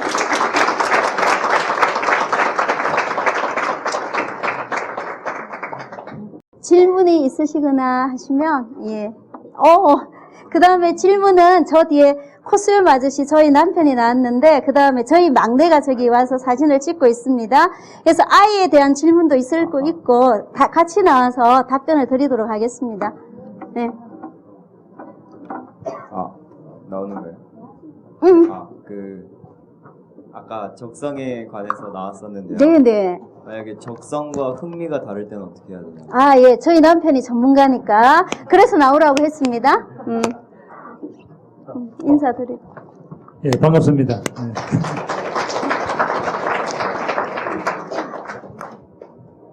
제가 한국에 들어오기 전에 1년 6개월을 영하다 보니까 머리가 너무 길어가지고 이 머리를 자르고 들어와야 되나 어떻게 하나 고민을 많이 했는데 이게 그냥 들어가야 되겠다. 한국의 고정관념을 깨는 학습 교재로 사용을 해야 되겠다. 그렇게 해가지고 많은 분들이 이야기를 걸어오는데 아직도 조금 보면 저를 볼 때마다 제일 첫 번째 질문이 예술하십니까? 두 번째는 음악을 하십니까? 조금 더 심하신 분은 지리산 청학동에서 오셨습니까? 라는 이런 질문을 할 때마다 조금 마음이 조금 아직도 우리나라가 많이 좀 폐쇄적이구나 라는 이런 생각을 합니다. 우리 친구가 정말 중요한 질문을 했는데 그러니까 지금까지는 저희들이 적성을 주로 많이 따라갔습니다. 적성이란 말은 능력이죠, 능력. 이 일에 능력이 있고 이 일을 잘하면은 그 일을 따라가다가 보니까 5년, 10년 가다가 보니까 계속 에너지만 낭비가 되고 거기 흥미가 없는 거예요. 재미가 없는 거예요. 그런데 요즘에는 흥미를 같이 겸해서 직업을 택해야 된다. 이제 그렇게 이야기를 하면서 이제 흥미를 중점적으로 많이 보는 부분도 있고, 그 다음에 재능적인 부분도 요즘에는 저희들이 학교 다닐 때는 IQ 검사를 많이 했는데 요즘에는 다중지능 이론이라 그렇게 해가지고 8가지의 지능, 그 다양성을 가지고 아이가 언어 지능, 저희 첫째 딸 같은 경우에는 언어 지능과 대인관계 지능이 뛰어나고 자기 성찰 지능이 뛰어나거든요. 그러니까 말로 하는 일, 그리고 사람과의 관계하는 일. 저희 둘째 같은 경우에는 공간지각 능력하고 논리 수학 지능이 뛰어나고 대인관계 지능이 뛰어나고, 막내 같은 경우는 언어 지능과 그 다음에 대인관계 지능, 그 다음에 자기 성찰 지능, 이런 부분이 뛰어난 부분이 복합적으로 이루어져야 되기 때문에 앞으로 10년 뒤에 직업은 과연 어떻게 택해야 되냐. 그러니까 재능과 흥미가 두 개가 딱 믹싱이 된 직업을 택하면 제일 좋고, 그렇지 않으면은 흥미를 우선으로 택하는 것이 롱런 할 수 있다는 거죠. 그래서 공자 선생님께서도 논어에 지지자, 부지, 호지자, 호지자, 부지, 락지자 이런 말을 했습니다.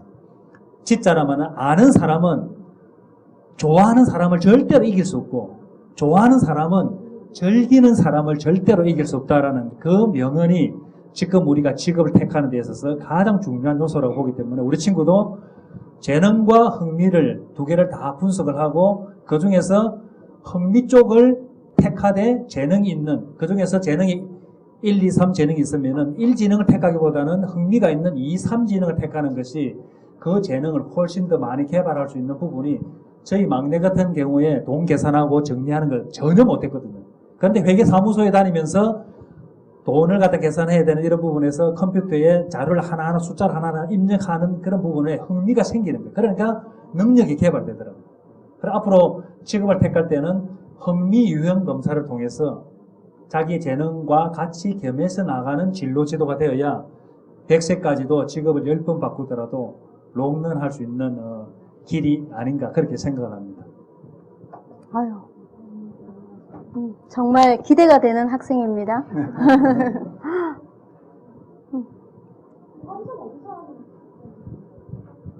예? 예. 그렇습니까? 네. 예, 저희들, 그래, 제 같은 경우에는 앞에서도 말씀했지만 저는 꼼꼼입니다. 왕꼼꼼입니다. 근데 저희 막내나 저희 아내나 저희 딸 같은 경우에는, 그냥 즉흥적이고, 순간적으로 충동적인 이런 부분들이기 때문에 제가 그것 때문에 저희 아이들을 초등학교 때까지는 아빠의 권위로 눌렀습니다. 그때까지는 잘 따라오는 줄 알았습니다. 그래가지고 이 틀 안에 가둬가지고 아이를 계속 키우다 보니 애가 조금 튕기 나가기 시작하는데 청소년기가 되면서 바로 튕기 나와버렸죠. 그때서부터 저는 아이와 함께 기질 문제로 고민을 많이 했는데, 우리 대한민국이나 세계적인 대표적인 기질 검사가 바로 MBTI죠. 예. MBTI에서 MBTI 연구소에서 또 연구해가지고 개발하는 것이 스트롱 진로 탐색과 직업 흥미도 검사가 홀랜드의 육각형 이론이 있죠. 리아색. 예. 그 리아색의 6가지 유형을 가지고 검사를 통해 가지고 이 아이가 흥미가 어디에 있는가. 그러니까 기본 직업 흥미와 그 다음에 기초 흥미 이 부분에 더 심화된 부분을 갖다가 검사를 통해 가지고 그 아이가 가지고 있는 흥미가 무엇인지 그 부분을 발견하고 거기에 맞게 진로를 지도해주는 부분이 프로그램이 저희 나라에 있고 일반 고용안전지원센터든지 보통 종합사회복지관이라든지 이런 데 가서 하는 부분 보면 주로 보면 리아색 검사를 주로 많이 합니다. 리아색이 세계적인 그러니까 흥미도 검사, 직업 흥미 검사가 상당히 유행되기 때문에 그래 저 같은 경우에는 MBTI와 그 다음에 스트롱 진로 탐색과 흥미, 다중지능 이론, 그 다음에 디스크, 행동 유형 검사죠. 예, 그 다음에 UNI 학습 유형 검사까지 이렇게 토탈로 이렇게 해서 아이의 진로를 갖다가 틀어주는 부분에 있어서 제가 자격증이 있고 그 부분에 대해서 제가 제일 많이 고민했고 우리 아이 3명과 아내와 부딪히고 갈등했던 문제이기 때문에 그 부분에 대해서 이제 계속 공부를 하고 지금 이 땅에서 저와 같이 똑같은 고민을 하는 많은 가정들의 부모님들과 다음 세대를 돕기 위해서 제가 그 사역을 지금 하고 있습니다. 예, 말씀하십시오. 네. 예. 좋은 강연 감사합니다. 저도 자녀를 키우는 입장에서 자녀 교육에 대해서 남다른 많은 관심을 갖고 있는데요. 제 개인적인 경험으로 저는 사실 20대 때 저런 고민을 상당히 많이 했어요. 네. 그래서 강사님이 말씀하시는 그런 길을 걸어보자 노력도 상당히 많이 했었는데 결국에는 사회에 묻혀서 그냥 평범하게 지금 삶을 살고 있는 거고요. 가장 궁금한 점이 뭐냐면 어린애들이 저런 좋은 어떤 기회를 갖고 거기에서 새로운 어떤 사업을 키우면 가장 바람직한데 가장 중요한 거는 그런 스타트를 한 친구들이 사는 사회는 말씀하셨던 경직되고 아주 획일화된 사회에 살고 있는 거예요. 그래서 아무리 어린애들이 자기만의 어떤 주관을 갖고 살아도 보편적인 사회의 실선이라든지 사회의 질서가 상당히 굳어져 있는 입장에서 그 친구가 자기 혼자 자기 꿈을 키운다는 건 상당히 어렵다고 생각을 하거든요.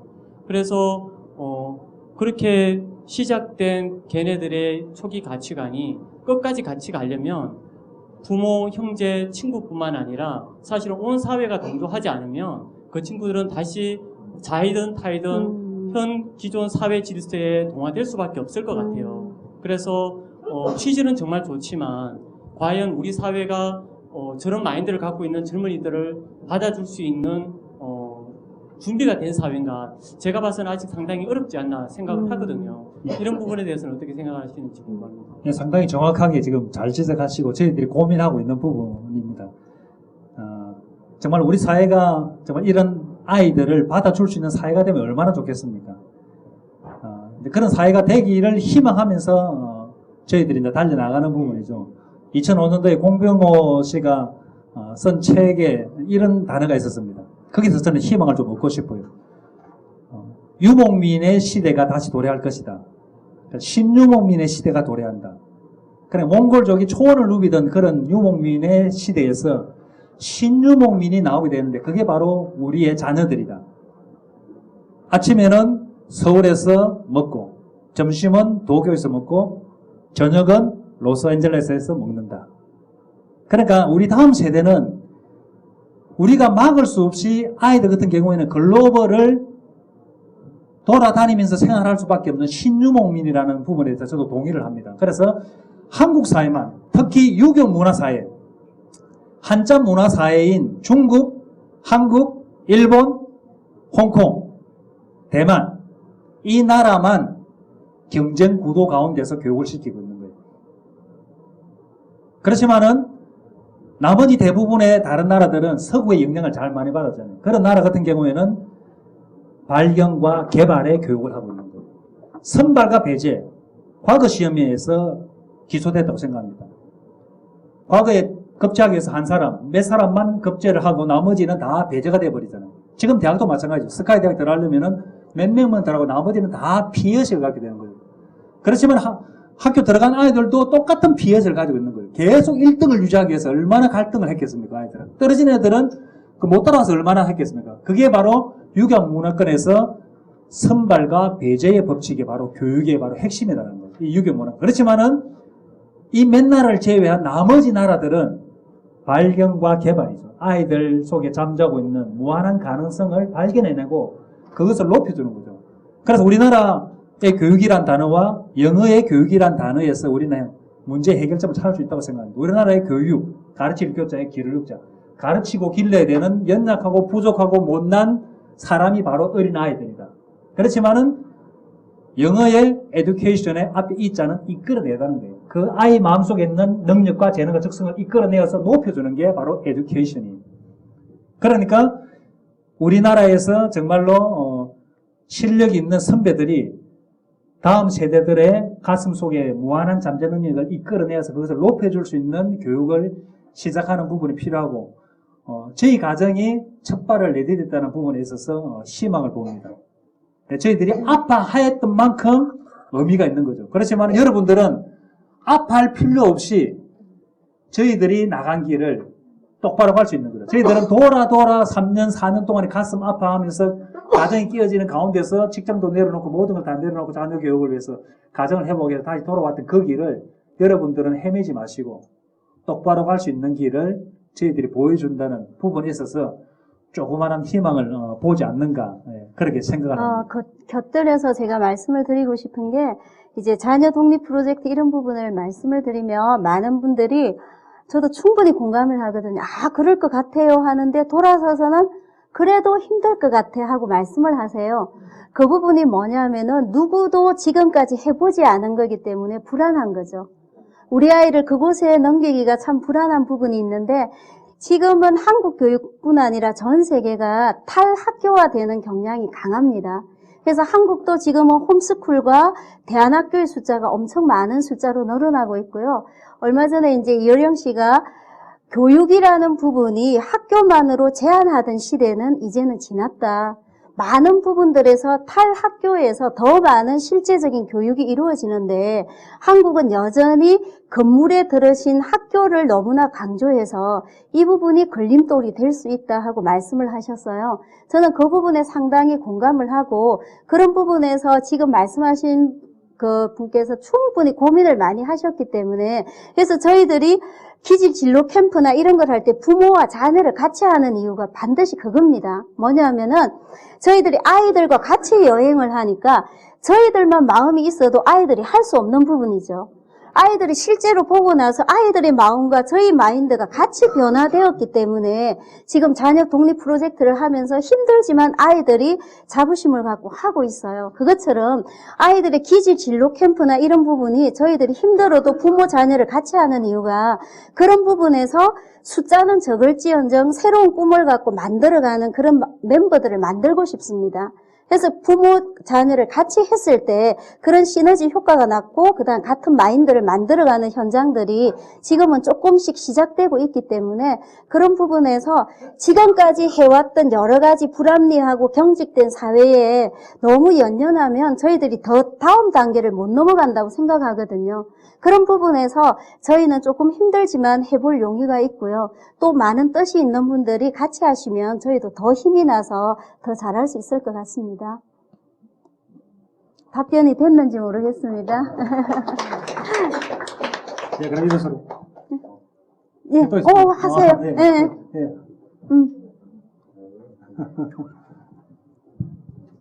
네, 제가 지금 고등학교 2학년인데요. 저 같은 경우는 사실 이 자리에서 말하는 거지만 고등학교 와서 제가 하고 싶은 걸 찾았어요. 그 전까지는 없다가. 근데 중간에 문제도 있고 그랬는데 제가 적성 같은 경우는 건축이나 그런 쪽이 저도 나왔거든요. 그런데 그쪽에도 흥미가 상당히 있고 그렇긴 한데요. 제가 정말 하고 싶은 분야라던가 그런 쪽은 미술이나 음악 쪽이나 그렇긴 한데 부모님 같은 경우는 대학 가서 그것들을 하면 되지 않냐 그래가지고 일단 대학을 가서 그 안정적인 쪽으로 좀 더 해가지고 제2의 길로 갈 수 있는 길을 확보해 두고 그 길로 가라고 말씀을 하셨는데요. 제가 이 상황에서 이 얘기를 듣고 나서 부모님을 설득해서 제가 하고 싶은 걸 해야 할지 아니면은 부모님 말대로 그걸 좀 더 늦췄다가 대학 가서 해야지 그걸 좀 이겨낼 거 싶습니다. 정말 아름다운 청년입니다. 예, 상당히 부모님과 자녀가 상당히 건강하게 자녀 진로에 대해서 고민하고 있다는 부분에 있어서 상당히 이제 격려의 박수를 보내드리고 싶고요. 이제 자녀가 하고 싶은 부분에 대해서 이제 부모가 아직 확신을 갖다가 얼마나 하느냐에 따라서 답이 나올 것 같아요. 그러니까 우리 친구가 하고 싶은 부분, 건축 부분에 대해서 미술이나 건축 부분에 대해서 생각하는 부분이 얼마만큼 확실하고 그 부분에 대해서 고등학교 남은 기간 동안에 공부를 하면서 건축이나 미술, 고대 건축이라든지 건축 양식이 다 미술이잖아요. 그 부분에 대해서 또 다른 공부를 해야 되는 거죠.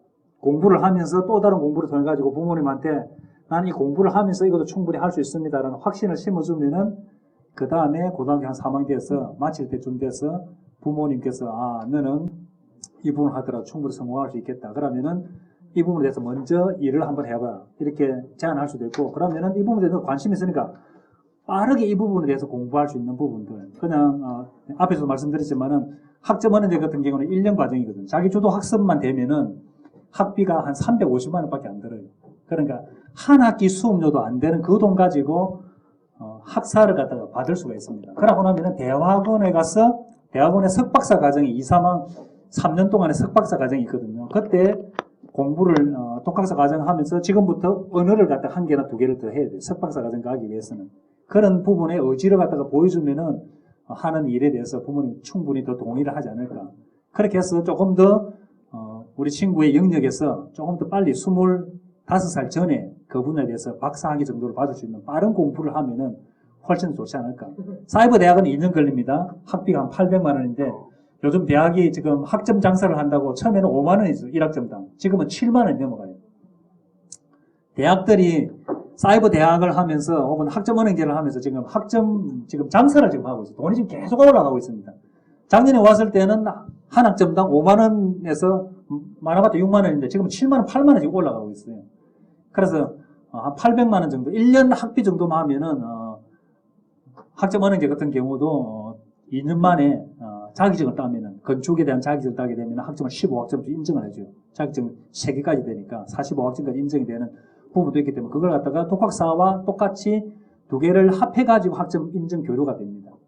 그리고 하고 싶은 일을 하면서 사이버 대학에 등록을 하게 되면은 사이버 대학 같은 경우에는 외국에 나가서 인터넷만 연결되면은 어디든지 가서 공부할 수 있습니다. 여행하면서 공부할 수 있고 외국에 가서 자기가 또 다른 공부를 하면서도 의학 공부를 하면서도 공부할 수 있고 학점 딸 수 있고 일하면서도 학점 딸 수 있기 때문에 사이버 대학에 등록을 해가지고 외국 여행 1년 갔다 됩니다. 거기에서 또 다른 일도 해도 되고 이런 다양한 길들이 열려있기 때문에 우리 친구가 먼저 하고 싶은 분야에 대해서 나름대로의 2배의 노력을 부모님한테 보여줘야 돼요. 그래야 부모님께서 오케이 사인을 하지. 내가 하고 싶다는 의지만 가지고 부모님이 그걸 모험을 하기 힘들잖아요. 그죠? 그 부분도 있고요. 또 하나는 저희들이 여행 중에 적성을 발견했는데 한국에 돌아와서 검사를 하니까 그 발견한 거하고 그게 일치했다고 했잖아요. 그런 부분에서 아이의 기질부터 시작해서 다양한 분야에 대해서 구체적으로 검사를 해보시면 또 그 부분에 대해서 부모님이 확신이 갈 수 있는 부분이 나옵니다. 그렇기 때문에 그런 부분들에서 먼저 아이가 그런 의지를 갖고 있다면 무조건 막는 것보다는 그런 다양한 부분의 애니어그램, 디스크 모든 부분들의 검사를 좀 해서 종합적으로 아이를 이렇게 살펴보시면 그 부분에서 그 대학을 가서 하는 게 좋을지 아니면 아이의 그 의지대로 해서 하는 게 더 좋을지 하는 부분들에 어느 정도 윤곽을 잡을 수 있거든요. 그런 부분을 활용하셔도 좋을 것 같습니다. 네. 네. 지금 중고등학생 남자애들 2명을 드리는데요. 공부가 이제 하위권이에요. 네네. 하위 10%나 20% 이 네네. 정도까지 됐어요. 처음엔 초등학교 때는 그렇지 않았지만 그래서 지금 현재 공부를 자기 마음 속에서는 포기한 상태고 억지 공부를 시키는 가운데 있는데 그래서 본인이 자퇴를 원하기도 하고 그런 말을 몇 번 했었는데 이 제도 교육이라는 걸 저희가 좀 무시할 수 없기 때문에 저희도 결단을 못 내리고 기회가 되면 이제 대안학교를 보내서 공부에 대한 부담감을 줄여야겠다 이 정도까지밖에 생각을 못 하거든요. 근데 저희가 여행만이 정답이다 이건 아니잖아요. 네, 그렇죠? 네. 여행을 갈 수 없는 상황일 수도 있기 때문에 여행을 지금 같은 경우는 133개국을 여행을 해서 저희가 그 검정고시를 받지만 그 잃어버렸던 그 학창 시절보다 더 경험을 많이 쌓았기 때문에 사회에서 인정을 해준다라고 오히려 더 플러스적으로 네네. 생각을 한다고 저는 보거든요. 근데 네네. 여행을 못 갔을 경우에 용단을 내려가지고 이렇게 자퇴를 하고 검정고시를 보고 이런 것들이 나중에 좋은 대학원을 나와서 그것으로 다 마무리가 될 수 있을까? 정말 이 아이가 학창 시절을 상실한 상태를 나중에 후회하지 않을 수 있을까? 그 부분은 그 아이마다 다르고 그 대학원을 나오고 안 나오고가 중요한 게 아니고요. 아까 말씀드린 것처럼 생애 전체를 걸쳐서 진로 교육이 되어야 되는 부분이라고 생각을 하거든요. 그렇기 때문에 그 대학을 어디를 나오냐, 대학원을 어떻게 하느냐 하는 그러한 부분들이 중요한 부분은 아니라고 생각을 하고요. 또 이제 아이가 그걸 했을 때 한 가지 말씀을 드리면 중졸 검정고시는 저희 막내가 그 책 한 권을 가지고 보더니 엄마 이거는 학원을 안 가도 될 것 같습니다 해서 책 한 권으로 중졸을 했습니다. 그리고 고졸 검정고시는 쉽게 이해를 하시면 어떠냐면은 그 예전에 학업을 하고 싶었는데 못하신 분들을 위해서 검정고시가 우리나라에 처음 생긴 거거든요. 그래서 고등학교 과정의 검정고시는 고등학교 1학년만 칩니다. 그렇기 때문에 그런 부분의 실제적인 부분을 아시는 것도 도움이 조금 되실 것 같고요. 그런 부분에서 아이가 대안학교를 가는 게 좋은지 검정고시를 해서 그 아이도 분명히 제가 말씀드리건데 걔가 잘할 수 있는 한두 가지는 꼭 있습니다. 그 부분을 빨리 찾아주는 건지 좋은 게 하는 거는 서로 꾸준히 협의를 하셔야 되고 의논을 하고 다양한 방법들을 찾아보시는 부분이 필요할 것 같습니다. 네, 그러니까 지금 어머니께서 말씀하시면서도 그 아이를 위한다고 하면서 아이가 학창시절 잃어버리게 되고 자기 자리를 찾아갔을 때도 이 아이가 행복할까라는 이런 고민을 했는데 가장 키포인트 바로 그거죠. 아이가 자기 인생을 살아가도록 기회를 주는 거죠. 부모가 아이 인생을 살 수 없다는 그걸 생각하면은 정말 부모가 생각하는 그런 생각들과 고민들과 계획들이 과연 내 자녀가 그런 부분에 대해서 큰 의미를 두고 있을까라고 생각을 하는 부분이 가장 중요하다고 생각합니다. 그러니까 결국 아이의 인생을 아이가 행복해하는 것이 무엇일까에 포커스를 맞춰야 되죠. 안 그러면은 부모가 생각하는 행복의 기준을 가지고 아이를 맞추다 보면은 결국에는 아이를 학교를 그만두든지 안 그만두든지 자기 인생을 자기가 살아갈 수 있는 건 아니죠. 그런 부분들이기 때문에 아이가 자기 인생을 자기 스스로 살아갈 수 있는 힘과 능력을 길러줄 수 있는 이 선택이 가장 첫 번째고, 그 다음에 아이의 기질 따라서 상당히 많은 차이 나죠. 저희 아이들 같은 경우에는 다행히 그 MBTI 검사를 하니까 외향형으로 나왔어요. 그러니까 친구 관계에 대해서 상당히 집착을 많이 했습니다. 여행 가서도 많이 싸웠던 부분 중에서 왜 가만히 있는 나를 꼬드겨가지고 중학교 시절에 친구 많이 사귀게 됐는데 왜 못 만나게 했냐 이런 부분을 갖다 많이 했던 부정적인 부분도 있었지만은 그래도 외향형이기 때문에 한국에 들어와서 빨리 다른 사람하고 친구들하고 빨리 적응할 수 있는 능력이 있었는데 만약에 내향형 아이 같은 경우에는 뭘 그만두고 자기 혼자 뭘 해라 그러면 많이 힘들 거예요. 그러니까 아이의 성향과 기질에 따라서도 선택하는 방법에 있어서도 상당히 주의를 하고 조심을 해야 되는 거죠. 그래 그 아이를 먼저 알고 그 아이가 자기 인생에 대해서 한번 고민하고 있는지 아이는 전혀 고민 안 하는데 부모만 고민하셔가지고 아이를 이렇게 푸시를 할 경우에는 아이는 자기 의사대로 이렇게 진행되지 않으면 어느 길로 가더라도 만족이 있고 행복이 없기 때문에 결국에는 부모님한테 불평불만을 털어놓을 수밖에 없기 때문에 그런 부분에서 아이와 같이 조금 대화를 하시면서 아이가 진정으로 학교 공부를 나는 싫고 내가 하고 싶은 일을 갖다가 해야 되겠다 할 때는 학교를 그만두시기 전에 그 아이에 대한 기질과 성향을 분석하시고 그다음 아이가 뭘 좋아하고 무엇에 관심이 있는지를 찾아놓고 학교를 그만두는 것이 낫지 그만두고 나서 학교를 뭘 찾겠다라고 하면 그때는 상당히 그걸 되돌리기가 상당히 힘들기 때문에 그 결정을 하기 전에 아이가 뭐에 관심이 있고 뭘 좋아하고 뭐에 대해서 흥미를 있는지를 미리 아이와 함께 대화를 통해 가지고 그 아이가 그걸 찾아가는 과정 가운데서 자기 인생의 주도성을 어느 정도 배양을 하고 난 다음에 부모와 같이도 대화를 통해 가지고 적절한 선에서 그 부분을 결정하는 부분이 조금 더 지혜롭지 않겠나 그런 생각이 듭니다. 선생님이 지금 설명해 주신 저는 원래 이 책을 그냥 읽어서 사실을 이렇게 얘기하는 유치원밖에 안 다니고 설명을 듣다 보니까 애들 이렇게 적성이나 그게 뭔지를 먼저 알아서 거기에 맞게 걔가 하고 싶은 걸 잘 찾아주는 건 중요하다는 생각이 더 들어서 잘했다 생각하는데 그러면 지금 뭐 진로나 적성은 절대 뭐 중고등학생이나 이런 학생들을 대상으로 하시는지 아니면 실제 그걸 받을 수 있고 그걸 발견할 수 있는 시기가 언제쯤이라고 생각하시는지 그걸 좀 여쭤보고 싶거든요. 예, 그 상당히 중요한 질문이고 실제적인 질문입니다. 저희 나라에 지금 나와 있는 대부분의 검사들이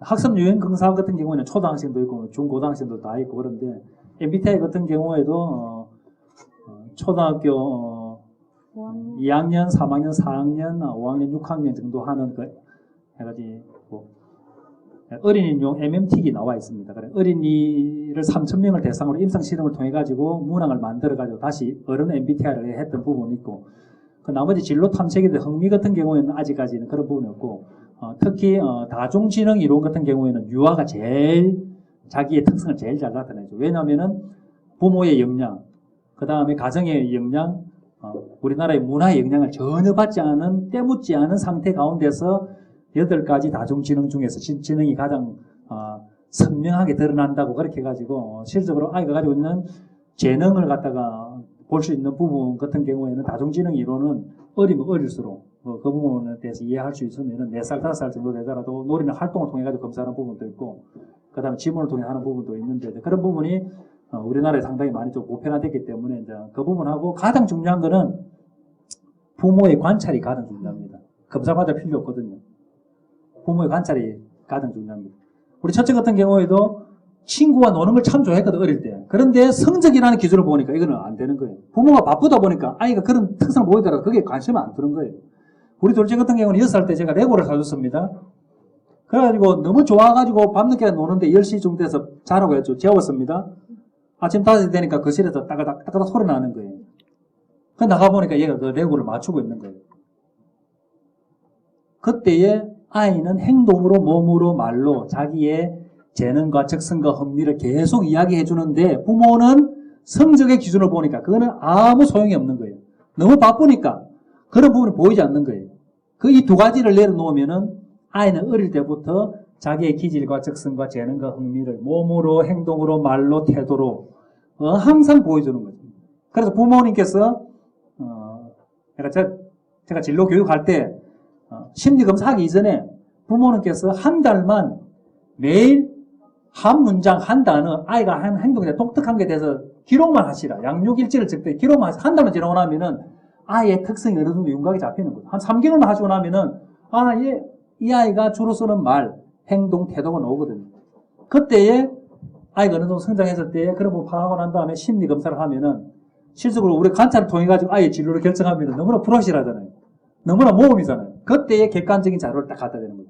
주관적인 확신의 관찰 능력을 가지고 객관적인 자료를 딱 갖다 대면은 딱 맞는 거죠. 저희들 같은 경우에도 545일 동안 13,000시간을 아이들과 부대끼다 보니까 행동, 동작, 말투, 태도, 뭘 잘하고 뭘 못하고 뭐에 관심이 있고 없는 걸 딱 보인 거예요. 그런데 심리검사를 하니까 아이들도 놀라고 우리도 놀란 거예요. 우리가 관찰했던 거하고 그 검사가 똑같으니까 바로 자녀독립 프로젝트로 들어갈 수 있는 그 기회가 된 거예요. 그래서 아이들의 기질과 적성과 재능을 빨리 발견하면 할수록 진로 교육은 훨씬 더 쉬워져요. 이게 없으면은 진로 교육은 계속적으로 오리무중으로 빠질 수밖에 없는 부분이라고 그렇게 생각합니다. 그래서 어린 아이 같은 경우 지금 같은 경우는 자제분을 위해 가지고 관찰일기, 관찰일기를 쭉 적으시면 조금 더 크고 나서 한번 다중지능 검사를 하시고 조금 더 크시고 나면 이제 기질 검사 한번 하시면 어릴 때 부모님 관찰하신 부분하고 그래서 자녀를 가장 잘 아는 분은 교사가 아닙니다. 학원 선생님도 아니에요. 바로 엄마, 아빠예요.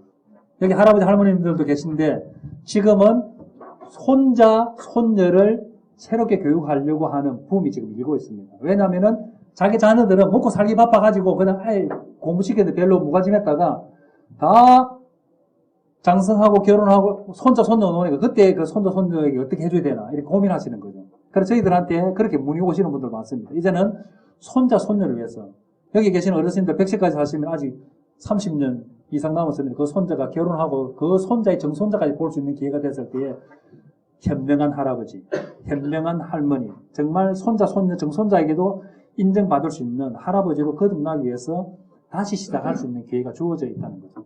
예. 예, 도전. 학생.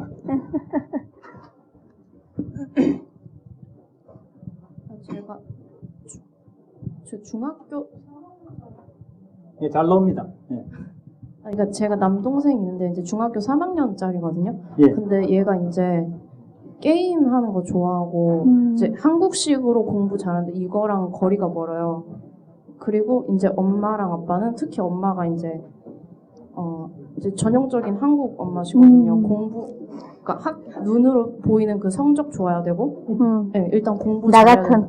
네, 그래서 그렇다 보니까 솔직히 이제 서구식으로 아이랑 깊은 대화를 하면서 그런 대화는 없고요. 이제 공부해라. 너 공부 안 하면 이제 뭐 먹고 살 거냐.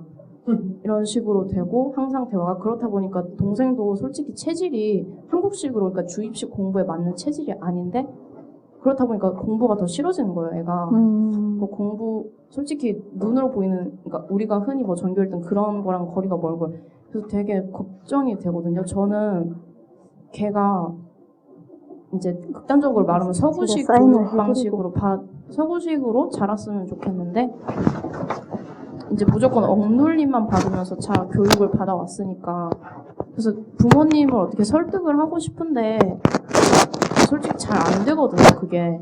그래서 이제 여행 갔다 오시기 전에는 두 분도 이제 전형적인 한국 부모 타입이신 걸로 보이거든요. 그래서 지금 부모님을 어떤 식으로 설득을 해 나가야 될지.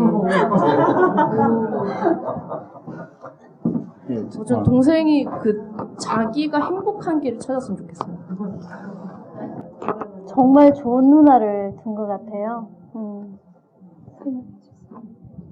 상당히 이제 저희 나라에 많이 나타나는 그런 현상이고 저희 가정이 5년 전에 또 그렇게 했고 지금 저희들이 가서 가정 상담하는 가정의 모습인 것 같습니다. 실적으로 우리나라 공교육 제도권 안에 들어가지 않는 그 학생들의 기질과 유형이 조금 독특한 유형들이 좀 특징들이 있습니다. MBTI 검사를 하다 보면은 감각형보다는 직관적인 사고를 가진 아이들 그리고 마음으로 사람을 위해서 사람에게 모든 걸 줄 수 있는 감정형의 아이들 그런 아이들 같은 경우에는 실속으로 이제 공교육 가운데서 상처도 많이 받고 또 적응을 잘 못하는 부분인데 지금 이야기하는 그런 부분들에 대해서는 결국에는 이제 부모님도 그 부분을 인식을 하셔야 되고 그 다음에 동생도 그 부분에 대해서 인식을 하고 같이 문제를 해결하려고 하는 노력을 보일 때에 문제가 해결되는 거지 어느 한쪽이 그걸 양보를 하고 어느 한쪽이 설득을 당하고 이렇게 해가지고는 문제가 해결되지 않더라고요. 그래서 결국에는 부모님도 그 부분에 대해서 마음을 열어놓고 아이와 대화하려고 하고 그 다음에 그 아이도 컴퓨터에 빠져 있는 것이 아니고 자기 인생에 대해서 고민하고 자기가 좋아하는 걸 찾아가지고 내가 좋아하는 걸 찾았어요. 이걸 한번 해보고 싶어요. 라고 적극적으로 부모한테 이야기하고 부모도 그걸 찾았을 경우에는 그러면 거기에 대해서 구체적으로 너가 한번 이야기를 해봐라든지 안 그러면 그 일하는 사람을 만나보고 오라든지 인터넷 검색을 해가지고 자료를 만들어가지고 한번 부모한테 이야기를 해달라고 하든지 합리적으로 이제 이야기를 풀어나가야 되는 조금 복잡한 문제인데 그렇게 같이 노력을 하지 않으면 안 되는 거죠.